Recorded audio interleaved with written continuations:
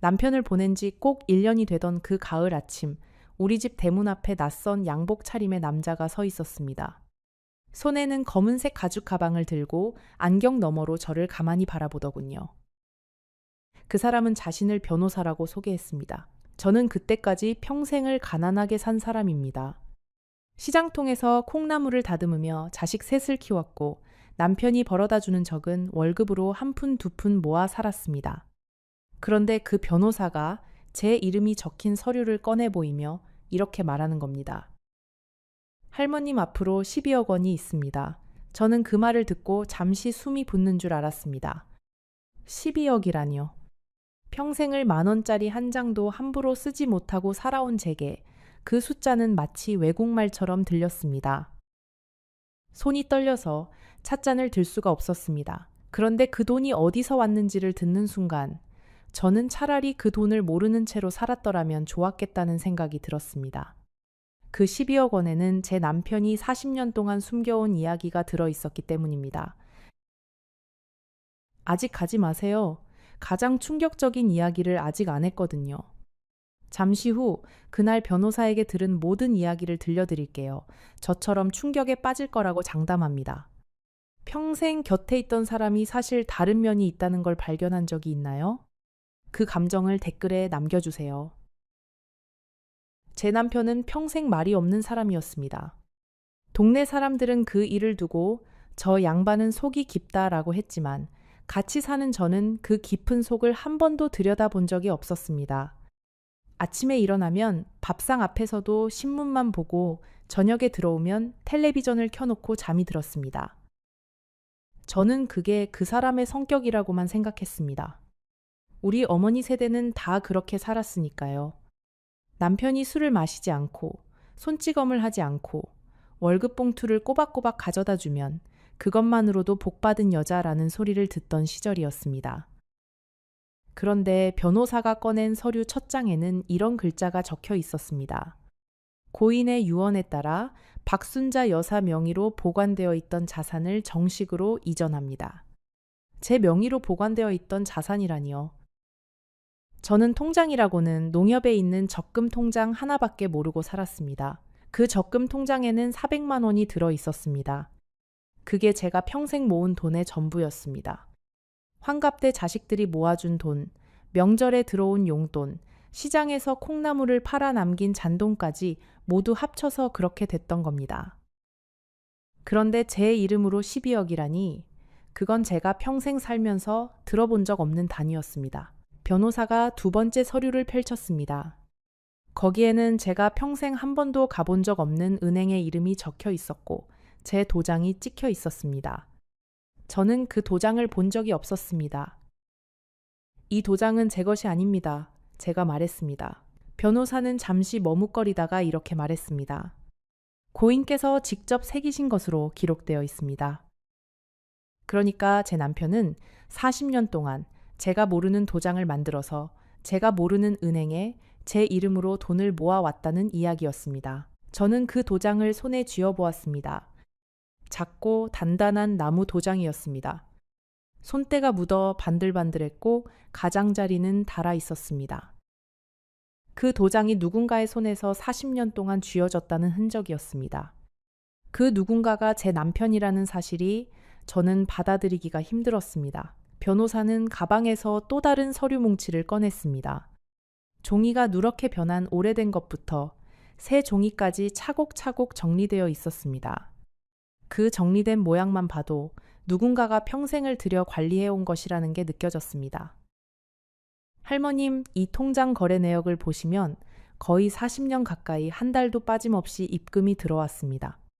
변호사가 말했습니다. 정확히 매달 25일이었습니다. 명절도 연휴도 상관없이요. 저는 그 말을 듣고 머릿속에서 무언가가 천천히 움직이는 느낌이 들었습니다. 매달 25일이면 제 남편의 월급날이었습니다. 그러니까 그 사람은 자기 월급을 받는 날, 다른 누군가에게서도 돈을 받고 있었다는 이야기였습니다. 40년 동안 한 번도 빠짐없이요. 저는 처음에 그 말을 듣고 가슴이 뜨거워졌습니다. 아, 이 양반이 말은 안 했어도 평생 나를 위해서 이 돈을 모았구나 하는 생각이 들었거든요. 어쩌면 늙어서 함께 여행이라도 다니자고, 자식들 신세지지 말자고 그렇게 모은 것인지도 모른다고요. 그런데 변호사가 세 번째 서류를 꺼내는 순간 그 따뜻한 마음이 차갑게 식어버렸습니다. 세 번째 서류는 입금 내역이었습니다. 40년 동안 매달 일정한 금액이 그 통장으로 들어왔는데 그 돈을 보낸 사람의 이름이 적혀 있었습니다. 저는 그 이름을 보고 한참 동안 아무 말도 할 수가 없었습니다. 그 이름은 제가 아는 사람이었습니다. 아주 잘 아는 사람. 우리 시어머니의 먼 친척 동생. 그러니까 제 남편이 어려서부터 이모라고 부르던 그 여자였습니다. 저는 그 이모를 결혼하고 나서 딱 두 번 만났습니다. 한 번은 시어머니 환갑 때, 또 한 번은 시아버지 장례식 때. 그분은 그때마다 멀찍이 떨어져서 저를 바라보고 있었습니다. 저는 그 시선을 그저 어른의 인사 정도로만 받아들였습니다. 지금 와서 생각해보니 그 시선은 인사가 아니었습니다. 사람을 그렇게 오래, 그렇게 깊이 바라보는 데에는 다른 이유가 있는 법이지요. 다만 그때의 저는 너무 어렸고 결혼한 지 얼마 되지 않은 새댁이었기에 그 시선의 의미를 읽어낼 줄을 몰랐던 겁니다. 환갑 잔치 때의 일이 자꾸 떠올랐습니다. 그날 저는 며느리로서 음식을 나르느라 정신이 없었습니다. 그런데 잠시 부엌에서 한숨을 돌리고 있을 때 그 이모라는 분이 부엌 입구에 서서 저를 바라보고 있었습니다. 그분의 손에는 작은 보따리가 들려 있었습니다. 저를 본 그분은 잠시 머뭇거리다가 보따리를 식탁 위에 놓고 이렇게 말씀하셨습니다. 새댁, 이거 시어머님 드리세요. 저는 먼저 갑니다. 그러고는 잔치가 끝나기도 전에 자리를 떠나셨습니다. 저는 그게 이상하다는 생각도 못했습니다. 그저 바쁘신 분인가 보다 라고만 여겼지요. 그런데 그 보따리 안에는 한약 한 첩이 들어 있었습니다. 시어머니에게 드리라고 하셨던 그 한약을 저는 시어머니께 그대로 전했습니다. 그때 시어머니의 표정이 잠시 어두워지셨던 것이 지금도 생각납니다. 시어머니는 그 한약을 받아 드시지 않고 부엌 한쪽에 그대로 두셨습니다. 지금 와서 보니 그 한약 한 첩에도 사연이 있었던 겁니다. 시어머니도 알고 계셨던 거지요. 그 여자가 누구이고 자기 아들과 어떤 관계인지를요. 다만 시어머니는 그 사실을 며느리인 저에게는 평생 말씀하지 않으셨습니다. 그런데 그 사람이 40년 동안 매달 제 남편 앞으로 돈을 보내고 있었던 것입니다. 아니, 정확히 말하면 제 이름이 적힌 통장으로요. 저는 변호사에게 물었습니다. 이 돈이 왜 제 이름으로 들어왔습니까? 변호사는 한참을 망설이다가 가방에서 봉투 하나를 꺼냈습니다. 고인께서 마지막에 남기신 편지입니다. 그 편지를 받아들고 저는 한참을 가만히 앉아 있었습니다. 봉투를 뜯는 손이 떨려서 차마 그 자리에서는 열어볼 수가 없었습니다. 변호사가 돌아간 뒤에야 저는 부엌 식탁에 앉아 그 편지를 펼쳤습니다. 변호사가 돌아간 뒤 저는 오랫동안 식탁 앞에 앉아 있었습니다. 식탁 위에는 그 사람이 두고 간 서류 더미와 제 손바닥보다 작은 도장 하나, 그리고 봉투 한 통이 놓여 있었습니다. 그 풍경이 마치 누군가의 영정 앞 같았습니다. 40년의 시간이 그 작은 식탁 위에 다 올라와 있는 것 같았으니까요. 부엌 창밖으로는 가을 햇살이 비스듬히 들어오고 있었습니다. 평소 같으면 그 햇살 아래에서 콩나물을 다듬거나 김치를 담그거나 했을 시간이었습니다. 그러나 그날은 손가락 하나 움직일 기운이 없었습니다. 남편의 글씨였습니다.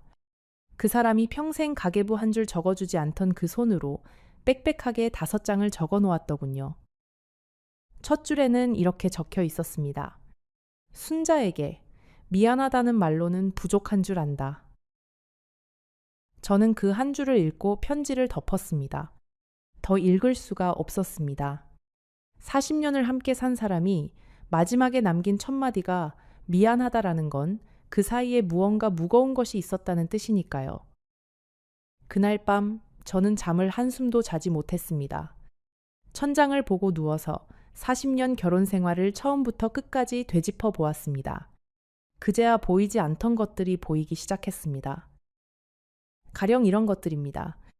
남편은 매달 셋째 주 토요일이 되면 회사 일이라며 하루 종일 집을 비웠습니다.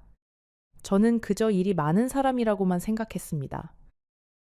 그런데 곰곰이 생각해보니 그 사람은 회사 일로 주말에 나간 적이 없었습니다. 오직 셋째 주 토요일만 매달 한 번씩이었습니다. 그리고 명절이 다가오면 남편은 늘 고향 친구에게 안부 전화를 한다며 마당으로 나갔습니다. 그 통화는 짧으면 10분, 길면 1시간이 넘었습니다. 저는 그것도 그저 친한 친구가 있는 사람의 모습이라고만 여겼습니다. 설날 아침, 차례를 지내고 나면 남편은 늘 혼자 마당으로 나가 담배를 피웠습니다. 한겨울 그 추운 마당에서 두꺼운 옷도 걸치지 않고 한참을 서 있곤 했습니다. 제가 감기 들겠다 하면 그 사람은 바람이 좋아서 라고만 했습니다. 바람이 좋다니 그 추운 한겨울에요. 추석에는 또 이런 일이 있었습니다. 친척들이 다 모인 자리에서 누군가가 그 이모 이야기를 꺼냈습니다.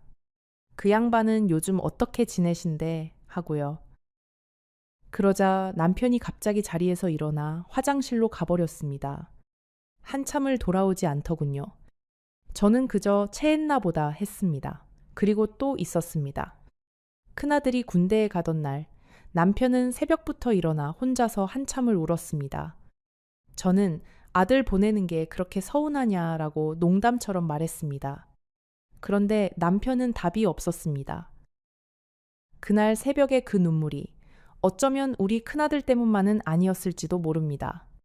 그 즈음에 그 다른 아들도 군대를 갔을 나이였으니까요. 지금 와서 생각하니 그 사람의 모든 행동에는 저쪽으로 향한 시간이라는 것이 있었습니다. 저는 그 시간을 40년 동안 한 번도 의심해 본 적이 없었습니다. 다음 날 아침 저는 다시 편지를 펼쳤습니다. 이번에는 끝까지 읽어야겠다고 마음을 다잡았습니다. 두 번째 장에는 이런 내용이 적혀 있었습니다. 나는 너를 만나기 전부터 그 사람을 알고 있었다. 우리는 같은 동네에서 자랐고 어른들이 정해준 길을 따라 헤어졌다. 나는 너와 결혼했고 그 사람은 다른 사람과 결혼했다. 그런데 결혼하고 3년이 지났을 때 그 사람이 아이를 데리고 나를 찾아왔다. 저는 그 줄을 읽고 편지를 떨어뜨렸습니다. 아이라니요. 우리 결혼하고 3년이면 우리 큰아들이 갓 돌이 지났을 때입니다. 그때 그 여자가 아이를 데리고 제 남편을 찾아왔다는 겁니다. 여러분, 잠시 후에 그 아이가 누구였는지, 그리고 그 아이가 어떻게 자랐는지를 말씀드릴 텐데요. 그 부분을 들으시면 아마 여러분도 저처럼 한참 동안 가슴을 쓸어내리시게 될 겁니다. 편지의 세 번째 장에는 그 아이의 이야기가 적혀 있었습니다. 그 아이는 그 여자가 다른 남자와 결혼하기 전에 가진 아이였다고 했습니다. 그 여자는 그 사실을 결혼한 남편에게 숨겼고 결국 그 결혼은 오래가지 못했다고 합니다. 그 여자가 우리 남편을 찾아왔을 때 그 아이는 두 돌이 되어가던 무렵이었습니다. 남편은 편지에 이렇게 적어 놓았더군요. 그 아이를 처음 봤을 때 나는 그 아이가 내 아이일 수도 있다는 생각이 들었다. 그러나 확신은 없었다. 확신은 없었지만 그 사람은 그날부터 그 모자에게 매달 돈을 보내기 시작했습니다. 처음에는 적은 돈이었다고 합니다. 그 사람도 우리 살림이 빠듯한 걸 알고 있었으니까요. 그런데 시간이 갈수록 그 아이가 자라면서 학비가 들고 병원비가 들면서 보내는 돈은 점점 늘어났습니다. 그런데 편지의 세 번째 장 중간쯤에 저는 또 한 번 멈춰섰습니다. 남편이 이렇게 적어 놓았기 때문입니다. 그러나 그 사람도 자존심이 있었다. 내가 보내는 돈을 받지 않겠다고 했다. 자기가 키울 테니 그 대신 가끔 그 아이의 사진만이라도 보내달라고 했다. 그래서 우리는 약속을 했다. 내가 매달 그 사람에게 돈을 보내면 그 사람은 그 돈에 자기 돈을 보태어 다시 나에게 돌려보낸다고. 그 돈은 결국 그 아이에게 가는 돈이 아니라 그 아이의 이름값이라고 우리는 생각했다. 저는 그 부분을 읽고 한참 동안 눈을 감고 있었습니다. 40년 동안 매달 오간 그 돈은 사실 돈이 아니라 두 사람 사이의 약속이었던 겁니다. 그것을 그 사람들은 빚지라고 불렀고 이름값이라고 불렀습니다. 그 약속을 위해 두 사람은 평생 한 번도 만나지 않았다고 했습니다. 순자야, 우리는 40년 동안 한 번도 따로 만난 적이 없다. 통장과 편지로만 약속을 지켰다. 그것이 우리가 너와 그 사람의 남편에게 지킬 수 있는 마지막 도리라고 생각했다. 그 부분을 읽고 저는 잠시 마음이 흔들렸습니다. 흔들렸다는 것은 그 사람을 미워해야 할지 가엾어해야 할지를 알 수 없었다는 뜻입니다. 사람이라는 게 참 묘합니다. 누구를 미워하려면 그 사람의 마음을 모를 때가 가장 쉽습니다. 그 사람의 마음을 알고 나면 미워하는 일조차도 힘이 듭니다. 저는 이 대목에서 도저히 더 읽을 수가 없어서 편지를 덮고 마당으로 나갔습니다. 가을 햇볕이 마당에 가득했지만 제 마음은 한겨울이었습니다. 마당 한 구석에는 남편이 살아있을 때 직접 심은 감나무 한 그루가 있었습니다. 결혼하고 10년쯤 됐을 때 그 사람이 어디선가 묘목을 사와서 심었습니다. 그때 제가 감나무는 열매가 늦게 열린다는데 우리가 그걸 다 볼 수 있을까 했습니다. 그러자 남편은 이렇게 답했습니다. 못 보면 자식들이 보겠지. 그 감나무에 처음 감이 열린 것은 그로부터 12년이 지난 뒤였습니다. 가을이 되어 감이 빨갛게 익어가는데 남편이 마당에 서서 그 감나무를 한참을 올려다 보았습니다. 그날 저녁 그 사람은 평소답지 않게 술을 한 잔 마셨습니다. 그러더니 이렇게 말했습니다. 순자야, 사람이 평생 하나만 키우고 살 수 있으면 좋겠다. 그때 저는 그 말이 무슨 뜻인지 몰랐습니다. 하나만 키운다는 것이 그저 단순한 푸념이려니 했습니다. 그러나 지금 와서 생각해보니 그 사람은 자기가 두 개를 키우고 있었다는 사실에 평생 짓눌려 살았던 것 같습니다. 40년입니다. 40년 동안 제 남편은 제가 모르는 어떤 아이에게 매달 돈을 보내고 있었던 겁니다. 그 돈은 우리 살림에서 나간 돈이 아니라 그 여자가 우리 남편에게 보낸 돈을 다시 그 아이에게 돌려보낸 것이라고 편지에는 적혀 있었습니다. 그러니까 이 12억이라는 돈은 그 여자가 40년 동안 우리 남편에게 보낸 돈을 그 사람이 그대로 모아둔 것이라는 이야기였습니다. 한 푼도 쓰지 않고 제 이름으로 만들어둔 그 통장에 차곡차곡 쌓아둔 것입니다. 저는 마당에 쪼그려 앉아 한참을 울었습니다. 슬퍼서 온 것인지, 분해서 온 것인지, 아니면 그저 40년이라는 시간이 너무 길어서 온 것인지 지금도 잘 모르겠습니다. 그렇게 한참을 마당에 앉아 있다가 저는 문득 안방으로 들어갔습니다. 남편이 쓰던 옷장을, 그 사람이 떠난 뒤 한 번도 열어보지 못했던 그 옷장을 열어보았습니다. 그 안에는 오래된 양복 몇 벌과 낡은 가죽 가방 하나가 있었습니다. 저는 그 가방을 꺼내어 식탁으로 가져왔습니다. 자물쇠가 달려 있었지만 잠겨 있지 않더군요. 그 사람은 떠나기 전에 누군가가 그 가방을 열어볼 것을 알고 있었던 것 같았습니다. 가방을 여니 안에 사진 한 묶음이 들어 있었습니다. 흑백 사진부터 색이 바랜 사진까지 시간 순서대로 정성스럽게 정리되어 있었습니다. 그 사진들 속에는 한 아이의 성장이 담겨 있었습니다. 2살, 5살, 초등학교 입학식, 중학교 졸업식, 군 입대 사진, 그리고 결혼식 사진까지요. 저는 그 사진들을 한 장씩 넘겨보면서 손이 떨려서 몇 번이나 떨어뜨렸습니다. 그 아이의 얼굴은 갈수록 제 남편을 닮아가고 있었습니다. 마치 40년이라는 시간이 그 아이를 빚어내 결국 제 남편의 얼굴을 완성시킨 것처럼요. 사진 묶음 맨 아래에는 작은 수첩이 한 권 들어 있었습니다. 그 수첩에는 그 아이의 생일, 학교 입학식 날짜, 졸업식 날짜, 결혼식 날짜가 모두 적혀 있었습니다. 제 남편은 그 모든 날짜를 알고 있었던 겁니다. 수첩의 마지막 페이지에는 또 다른 날짜가 적혀 있었습니다. 그 날짜는 그 여자가 떠난 날이었습니다. 그 옆에는 짧은 글이 하나 있었습니다. 이제 나도 곧 가야겠지. 그 글씨는 흐릿했습니다. 손이 떨리는 사람이 쓴 글씨였습니다. 어쩌면 그 사람도 그 여자가 떠난 날, 자기의 시간도 끝나가고 있다는 걸 알고 있었을지도 모릅니다. 저는 그 수첩을 가슴에 안고 한참을 흐느꼈습니다. 그 사람을 미워해야 한다는 마음과 가엾어해야 한다는 마음이 가슴 안에서 자리를 다투고 있었습니다. 어느 쪽이 이겼는지는 저도 그날 밤에는 알 수 없었습니다. 그날 저녁, 저는 큰아들에게 전화를 걸었습니다. 아들에게 변호사가 다녀갔다는 이야기를, 그리고 통장에 들어있는 돈에 대한 이야기를 했습니다. 다만 그 돈이 어디서 왔는지에 대해서는 입을 다물었습니다. 아들은 처음에는 놀라더니 곧 이렇게 말했습니다. 어머니, 그거 정말이에요? 12억이요? 그 목소리에는 놀라움보다 다른 것이 섞여 있었습니다. 저는 그 다른 것의 정체를 한참 뒤에야 알게 됐습니다. 전화를 끊고 나서 저는 한참을 가만히 수화기를 들고 있었습니다.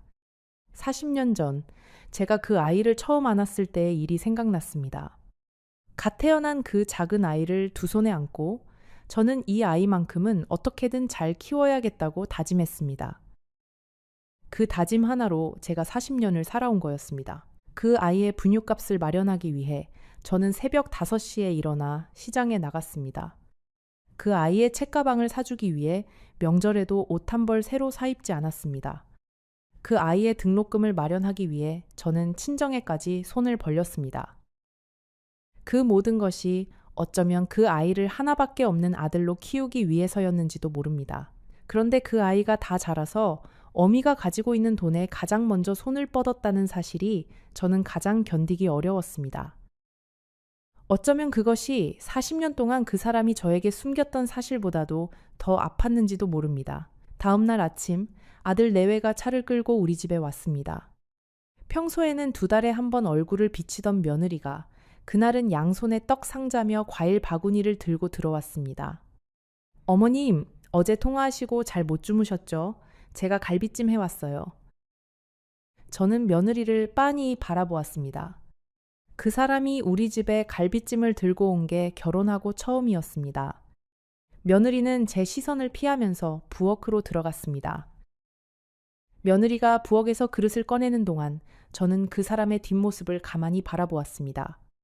며느리는 평소에 우리 집 부엌의 그릇이 어디에 있는지 잘 알지 못했습니다. 그도 그럴 것이 결혼하고 15년 동안 우리 집 부엌에서 음식을 해본 적이 한 번도 없었으니까요. 그런데 그날은 어쩐 일인지 그릇장을 2~3번만 열어보더니 곧 갈비찜을 담을 큰 접시를 찾아냈습니다. 마치 며칠 전부터 그 부엌의 그릇 위치를 익혀온 사람처럼요. 저는 그 모습을 보면서 가슴 한구석이 서늘해지는 걸 느꼈습니다. 아들은 거실 소파에 앉으며 이렇게 말했습니다. 어머니, 그 돈 관리는 누가 하기로 했어요? 저는 그 질문을 듣고 한참을 가만히 있었습니다. 관리라니 무슨 소리냐? 제가 그렇게 묻자 아들은 헛기침을 하며 이렇게 말했습니다. 어머니가 직접 관리하시기에는 액수가 너무 크잖아요. 요즘 세상이 워낙 험해서 노인들 사기당하는 일도 많고요. 저는 그제야 아들의 얼굴을 똑바로 쳐다봤습니다. 그 얼굴은 제가 40년 동안 키운 그 아이의 얼굴이 아니었습니다. 무언가 다른 얼굴이 그 위에 겹쳐 있었습니다. 저는 그날 아들과 며느리에게 아무 대답도 하지 않았습니다. 그저 생각해보겠다라고만 말하고 두 사람을 돌려보냈습니다. 두 사람이 떠난 자리에는 며느리가 가져온 갈비찜 냄새만 남아 있었습니다. 그날 오후 저는 며느리가 두고 간 갈비찜을 한 그릇 떠서 옆집 할머니께 가져다 드렸습니다. 그 할머니는 자식들과 멀리 떨어져 혼자 사시는 분이었습니다. 갈비찜을 받아든 할머니가 이렇게 말씀하셨습니다. 순자댁 며느리가 솜씨가 좋네. 어쩜 이렇게 부드럽게 했을꼬. 저는 그 말에 그저 웃기만 했습니다. 그 갈비찜이 며느리가 직접 한 것이 아니라는 걸 저는 한 입 먹어보고 바로 알았기 때문입니다. 며느리는 결혼 15년 동안 갈비찜을 해본 적이 없는 사람이었으니까요. 어디 단골 식당에서 사와서 자기 그릇에 옮겨 담은 것이 분명했습니다. 그 거짓말이 화가 났느냐고요? 아닙니다. 오히려 마음이 더 차분해졌습니다. 그 거짓말이 저에게 보여준 것은 분명했으니까요. 그 사람들이 우리 집에 들고 온 것은 정성이 아니라 셈이었다는 것을요. 그날 저녁 며느리에게서 다시 전화가 왔습니다. 평소 같으면 한 달에 한 번 올까 말까 하던 전화였습니다. 어머님 갈비찜은 입에 맞으셨어요? 부드럽게 한다고 한참을 푹 고았거든요.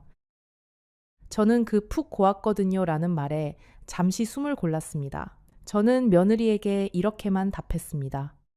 고맙구나. 옆집 할머니께도 한 그릇 나눠드렸다.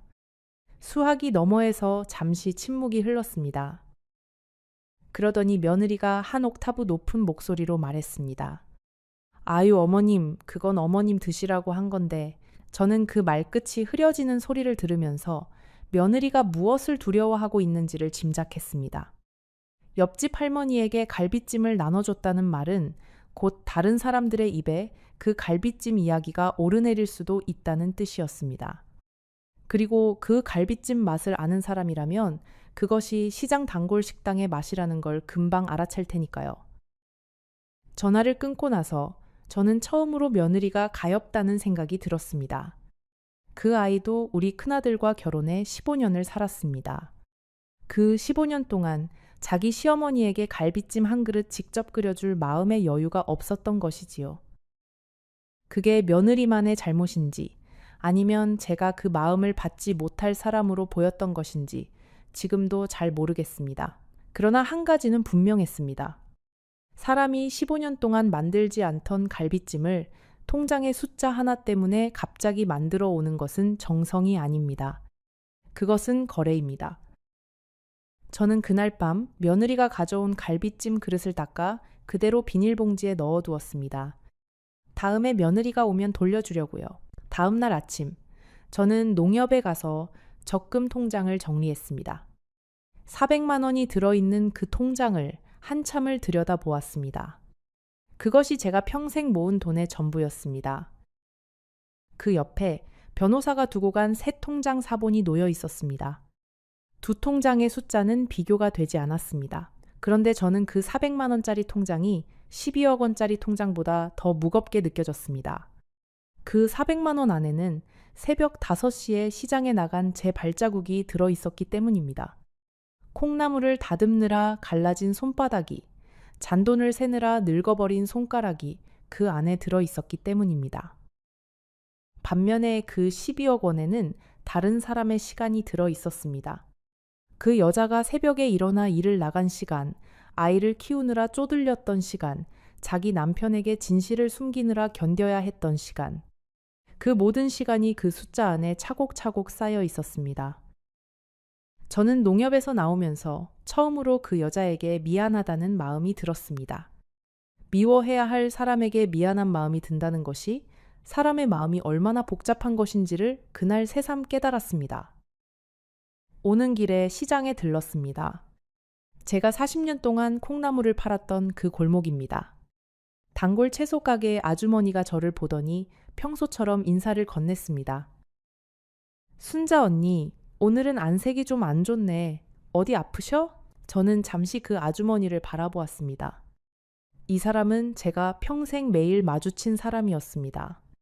그러나 제가 어제 변호사를 만났다는 사실도, 제 이름으로 12억이 있다는 사실도, 제 남편이 40년 동안 무엇을 숨기고 살았는지도 알지 못합니다.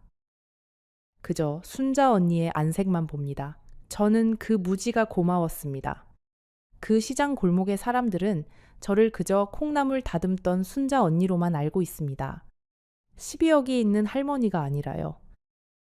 저는 그 자리에서 콩나물 한 봉지를 사들고 집으로 돌아왔습니다. 그 콩나물을 다듬으며 저는 처음으로 마음이 가라앉는 걸 느꼈습니다. 콩나물을 다듬는 동안 시집간 누이 동생 생각이 났습니다. 저보다 3살 어린 동생인데 결혼하고는 평생 한 번도 친정살림에 손을 벌리지 않은 사람입니다. 그날 오후 저는 동생에게 전화를 걸었습니다. 동생은 제 목소리를 듣자마자 이렇게 물었습니다. 언니, 무슨 일 있어? 목소리가 왜 그래? 저는 잠시 망설이다가 동생에게도 모든 이야기를 했습니다. 변호사가 다녀간 이야기, 편지에 적힌 이야기, 그리고 그 아들을 만나러 다녀온 이야기까지요. 동생은 한참을 듣고 나서 한숨을 길게 내쉬었습니다. 그러더니 이렇게 말했습니다. 언니, 형부는 옛날에 한번 본 적이 있어. 그 이모님이라는 분 말이야. 저는 그 말에 깜짝 놀랐습니다. 동생도 그 여자를 본 적이 있다는 겁니다.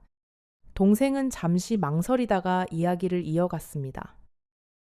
언니가 큰아들 낳고 산후조리하느라 친정에 왔을 때 있잖아. 그때 형부가 한번 우리 집에 다녀갔는데 그날 그 이모님이 형부 손을 잡고 우리 집 골목에 와 계셨어. 저는 그 말을 듣고 손에서 콩나물 한 줌이 떨어지는 줄도 몰랐습니다.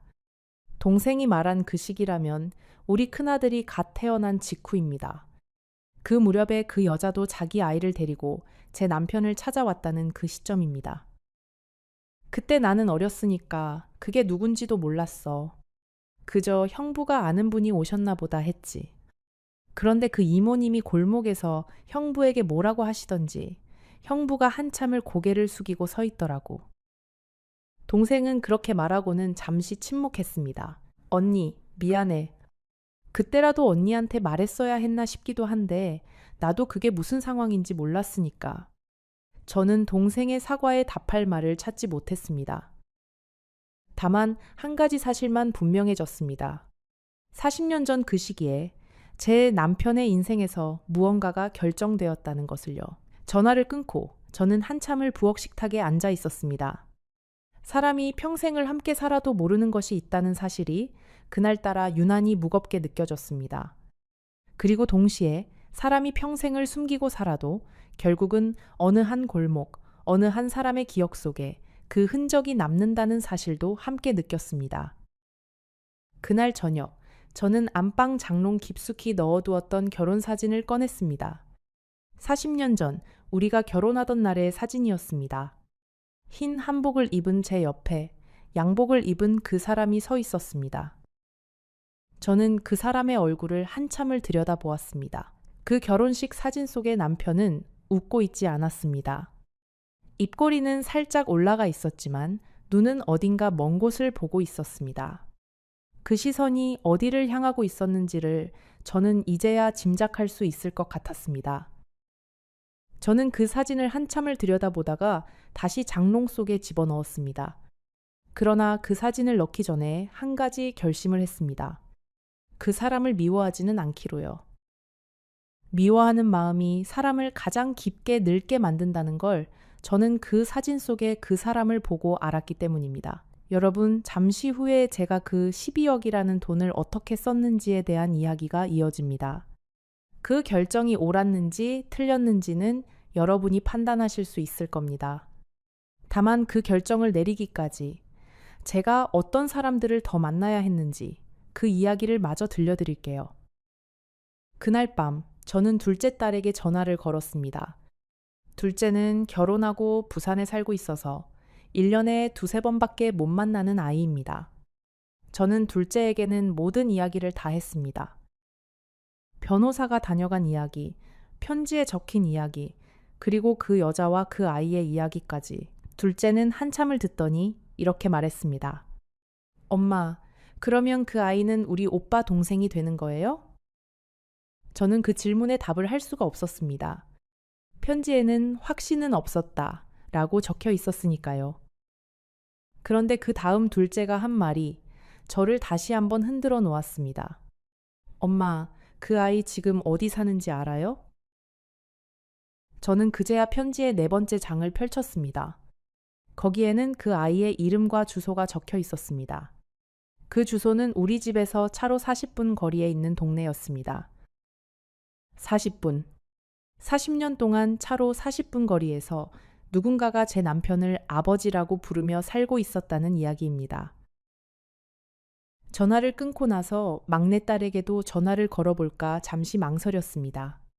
그러나 막내는 미국에 살고 있어서 시차를 생각하면 한밤중이었습니다. 게다가 막내는 어려서부터 아버지를 가장 따랐던 아이라 이 이야기를 듣고 어떻게 받아들일지 짐작이 가지 않았습니다.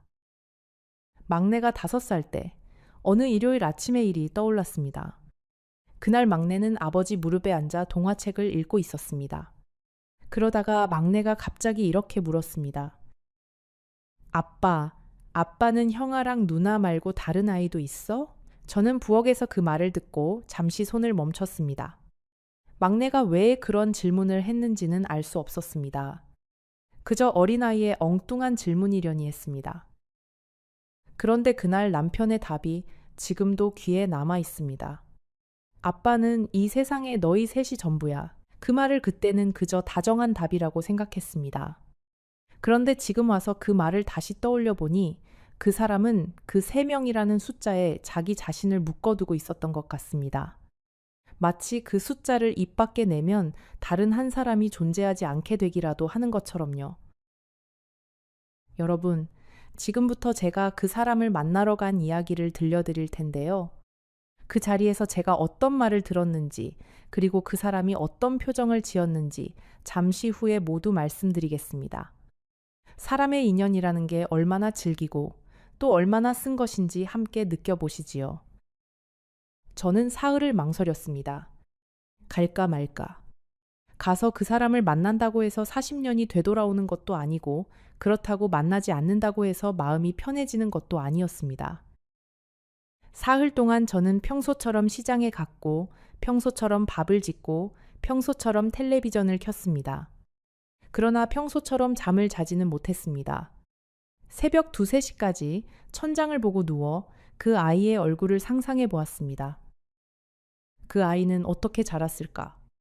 그 아이의 어머니는 그 아이에게 아버지에 대해 뭐라고 말했을까? 그 아이는 자기 아버지가 다른 가정의 가장이라는 사실을 알고 있었을까? 만약 알고 있었다면 그 아이의 마음에는 어떤 감정이 자라 있었을까? 이런 질문들이 머릿속을 빙빙 돌았습니다. 그 질문들 하나하나가 답을 알고 싶다기보다는 그저 그 아이라는 사람을 한 번이라도 보고 싶다는 마음으로 이어졌습니다. 사람이라는 게 참 이상합니다. 미운 사람일수록 한 번은 직접 봐야 마음이 가라앉는 법이거든요. 결국 저는 나흘째 되는 날 아침에 버스를 탔습니다. 옷장에서 가장 단정한 한복을 꺼내 입고 머리를 정성스럽게 빗었습니다. 제가 누구를 만나러 가는지도 모르면서 마치 어디 잔치에라도 가는 사람처럼요. 버스 안에서 저는 창밖만 바라보았습니다. 도시를 빠져나가는 길에는 가로수가 단풍이 들고 있었습니다. 빨갛고 노란 잎들이 바람에 흔들리는 모습이 어쩐지 사람의 마음 같아 보였습니다.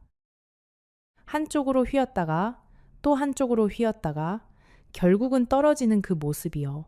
옆자리에 앉은 할머니 한 분이 저에게 사탕을 하나 건네셨습니다. 어디 가세요? 하고 물으셨습니다.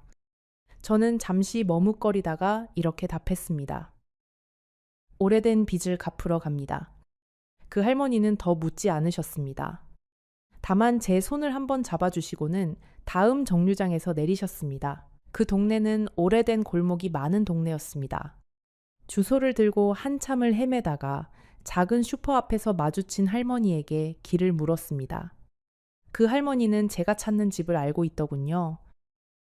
아, 그 댁이요? 저기 끝에 보이는 파란 대문집이에요. 아드님이 아주 효자래요. 저는 그 아드님이라는 말에 잠시 멈춰섰습니다. 그 사람에게는 어머니가 있었으니까요. 그리고 그 어머니는 40년 동안 제 남편에게 매달 돈을 보낸 그 사람이었습니다. 그 어머님은 어떻게 지내신대요? 제가 물었습니다. 할머니는 잠시 안경 너머로 저를 바라보시더니 이렇게 답하셨습니다. 돌아가신 지 1년쯤 됐어요. 평생을 혼자 사시다가 마지막에 아드님 옆에서 가셨지요. 저는 그 말을 듣고 한참을 가만히 서 있었습니다. 평생을 혼자 사시다가 라는 말이 마치 누군가가 망치로 제 가슴을 두드리는 것 같았습니다. 그 여자도 평생을 혼자 살았던 것입니다. 저처럼 결혼해서 자식을 키우면서도 외로웠던 것이 아니라 정말 혼자서 그 시간을 다 견뎌낸 것입니다. 파란 대문 앞에 서서 저는 한참을 망설였습니다. 초인종에 손이 가다가도 다시 내려놓기를 몇 번이나 반복했습니다. 그러는 사이에 대문이 안에서 열렸습니다. 문 앞에 한 남자가 서 있었습니다. 쉰쯤 되어 보이는 안경을 쓴 남자였습니다. 저는 그 사람의 얼굴을 보는 순간 다리에 힘이 풀려 그 자리에 주저앉을 뻔했습니다. 그 사람의 얼굴은 제 남편을 그대로 빼다 박은 얼굴이었습니다. 눈매도 콧날도 입가의 주름까지도 모두 제 남편의 것이었습니다. 40년을 함께 산 사람의 얼굴을 못 알아볼 리가 없었습니다. 그 순간 저는 편지에 확신은 없었다라는 말이 거짓이었음을 알았습니다. 남편은 알고 있었던 것입니다. 알면서도 차마 입 밖으로 꺼내지 못했던 것입니다. 그 남자는 저를 보고 깜짝 놀란 표정을 지었습니다. 그러더니 잠시 후 떨리는 목소리로 이렇게 말했습니다. 혹시 박순자 여사님이세요? 저는 그 자리에서 한참 동안 말을 잇지 못했습니다. 그 사람이 제 이름을 알고 있다는 것은 그 사람도 저에 대해 알고 있었다는 뜻이었으니까요. 그 사람은 저를 집 안으로 안내했습니다. 작고 깔끔한 집이었습니다. 거실 한쪽 벽에 사진 한 장이 걸려 있었는데 그 사진 속에는 젊은 시절의 그 여자, 그러니까 이모라고 불리던 사람이 환하게 웃고 있었습니다.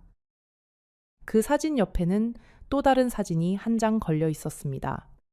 그것은 그 여자의 영정 사진이었습니다. 흰 한복을 입고 머리에는 흰 천을 두른 곱게 늙은 노인의 사진이었습니다. 저는 그 사진을 한참을 바라보았습니다. 평생 한 번도 마주 앉아 이야기해 본 적 없는 사람의 영정 앞에서 저는 어떤 인사를 해야 할지 알 수 없었습니다. 미워해야 할 사람인지, 위로해야 할 사람인지, 아니면 같은 시대를 함께 견뎌낸 동지로 인사해야 할 사람인지. 그 모든 가능성이 한꺼번에 제 마음 안에서 부딪히고 있었습니다. 저는 그 영정 앞에 잠시 고개를 숙였습니다. 그것이 인사가 아니라 그저 어쩔 줄 몰라서 하는 동작이었지만 그 사람의 아들은 그 모습을 가만히 바라보고 있었습니다. 그러더니 작은 목소리로 이렇게 말했습니다. 감사합니다. 저는 그 감사합니다라는 말이 무엇에 대한 감사인지 묻지 않았습니다. 묻지 않아도 알 것 같았기 때문입니다. 어쩌면 그 사람은 자기 어머니가 평생 한 번도 받지 못한 인사를 제가 대신 해드린 것이라고 생각했는지도 모릅니다. 어머니는 작년에 돌아가셨습니다. 그 사람이 말했습니다. 아버지보다 2달 먼저요. 저는 그 말을 듣고 잠시 멍해졌습니다. 그러니까 제 남편은 40년을 함께 살았던 그 여자가 떠난 2달 뒤에 따라간 셈이었습니다. 우연이라고 하기에는 너무 짧은 간격이었습니다. 그 사람은 차를 한 잔 내왔습니다. 손이 떨리고 있더군요. 저도 손이 떨리는 건 마찬가지였습니다. 어머니께서 돌아가시기 전에 말씀하셨어요. 박순자 여사님이라는 분이 있다고, 그분께 죄송하다고 전해달라고요. 저는 그 말을 듣고 헛웃음이 나왔습니다. 40년 동안 매달 돈을 보내면서 한 번도 직접 찾아오지는 않았던 사람이 떠나면서 죄송하다는 말을 전해달라고 했다는 겁니다. 저는 그 사람에게 물었습니다. 당신 어머니는 우리 남편을 사랑했습니까? 그 사람은 잠시 고개를 숙이더니 이렇게 답했습니다. 어머니는 평생 다른 남자를 만나지 않으셨어요. 그게 답이 될까요? 저는 그 자리에서 2시간을 앉아 있었습니다. 두 사람이 어떻게 만났는지, 왜 헤어졌는지, 그리고 그 여자가 왜 40년 동안 매달 돈을 보내며 살았는지를 그 아들의 입을 통해 모두 들었습니다. 그 여자는 자신이 결혼하기 전에 가진 아이를 제 남편의 아이라고 평생 믿었다고 합니다. 그래서 그 아이를 키우면서 그 아이의 아버지에게 양육비라는 명목으로 매달 돈을 보냈다고요. 그것이 그 사람의 자존심을 지키는 마지막 방법이었다고 합니다. 어머니는 그 돈을 빚이라고 하셨어요. 그 사람이 말했습니다. 내가 너희 아버지의 인생을 빼앗았으니 그 빚을 갚으면서 살겠다고요. 그 아들은 잠시 말을 멈추더니 한쪽 벽 책장에서 낡은 공책 한 권을 꺼내왔습니다. 공책 표지는 누렇게 변해 있었고 모서리는 달아 있었습니다. 그 공책을 식탁 위에 놓으며 그 사람은 이렇게 말했습니다.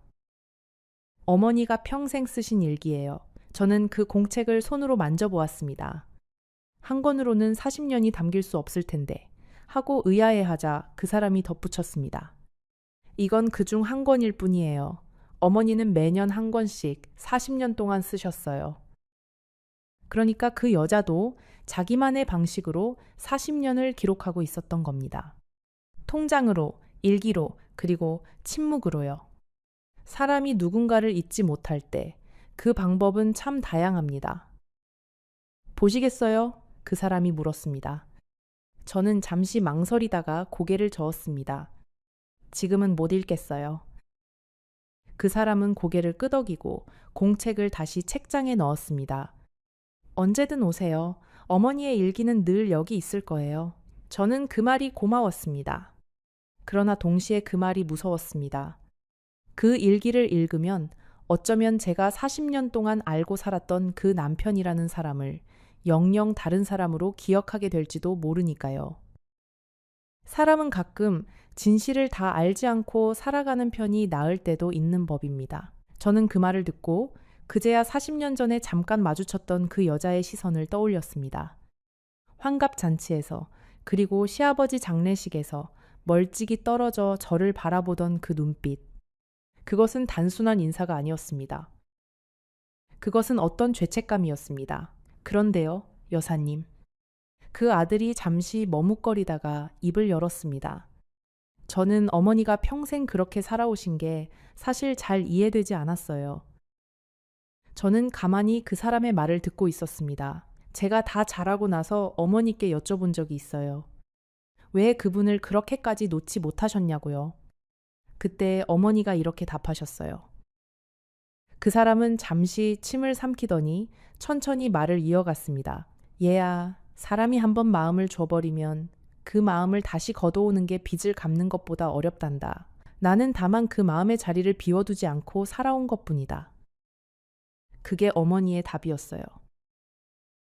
저는 그 말을 듣고 한참 동안 천장만 올려다 보았습니다.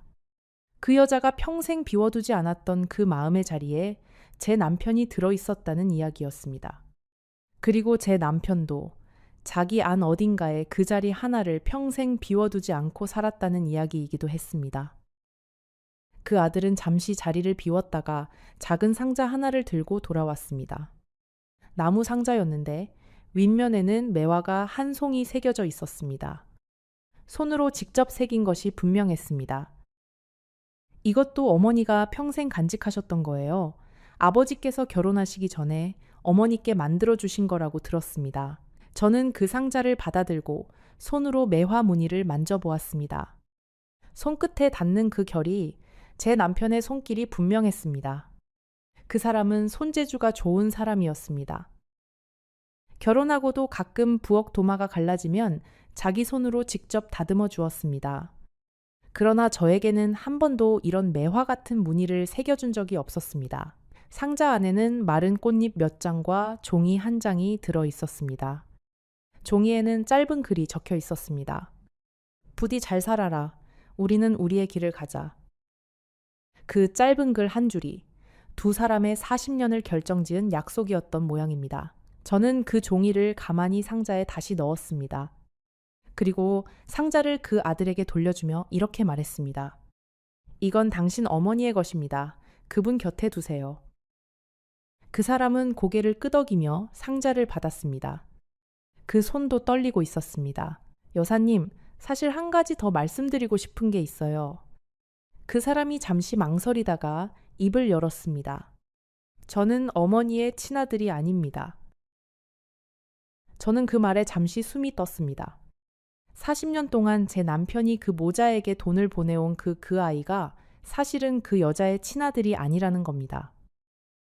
어떻게 된 일인지 묻기도 전에 그 사람이 먼저 말을 이었습니다. 어머니의 친아들은 제가 5살 되던 해에 병으로 떠났습니다. 저는 그 아이의 사촌이었어요. 부모를 일찍 여의어서 어머니께서 저를 데려다 키우셨습니다. 그 사람의 목소리가 흔들리고 있었습니다. 어머니는 친아들을 보내고 나서도 매달 보내시던 그 돈을 멈추지 않으셨어요. 그것이 어머니께서 그 아이를 잊지 않는 방법이었던 거예요. 그리고 저는 자라면서 어머니의 그 마음을 이해하게 됐습니다. 저는 그 말을 듣고 자리에서 한참을 움직이지 못했습니다. 그러니까 제 남편이 평생 짊어졌던 그 빚은 어쩌면 이미 갚을 대상조차 없는 빚이었던 것입니다. 그러나 그 여자는 자기가 보낸 그 돈을 멈추지 않음으로써 그 잃어버린 아이를 평생 곁에 두었던 것이고요. 그 아들의 얼굴을 다시 보았습니다.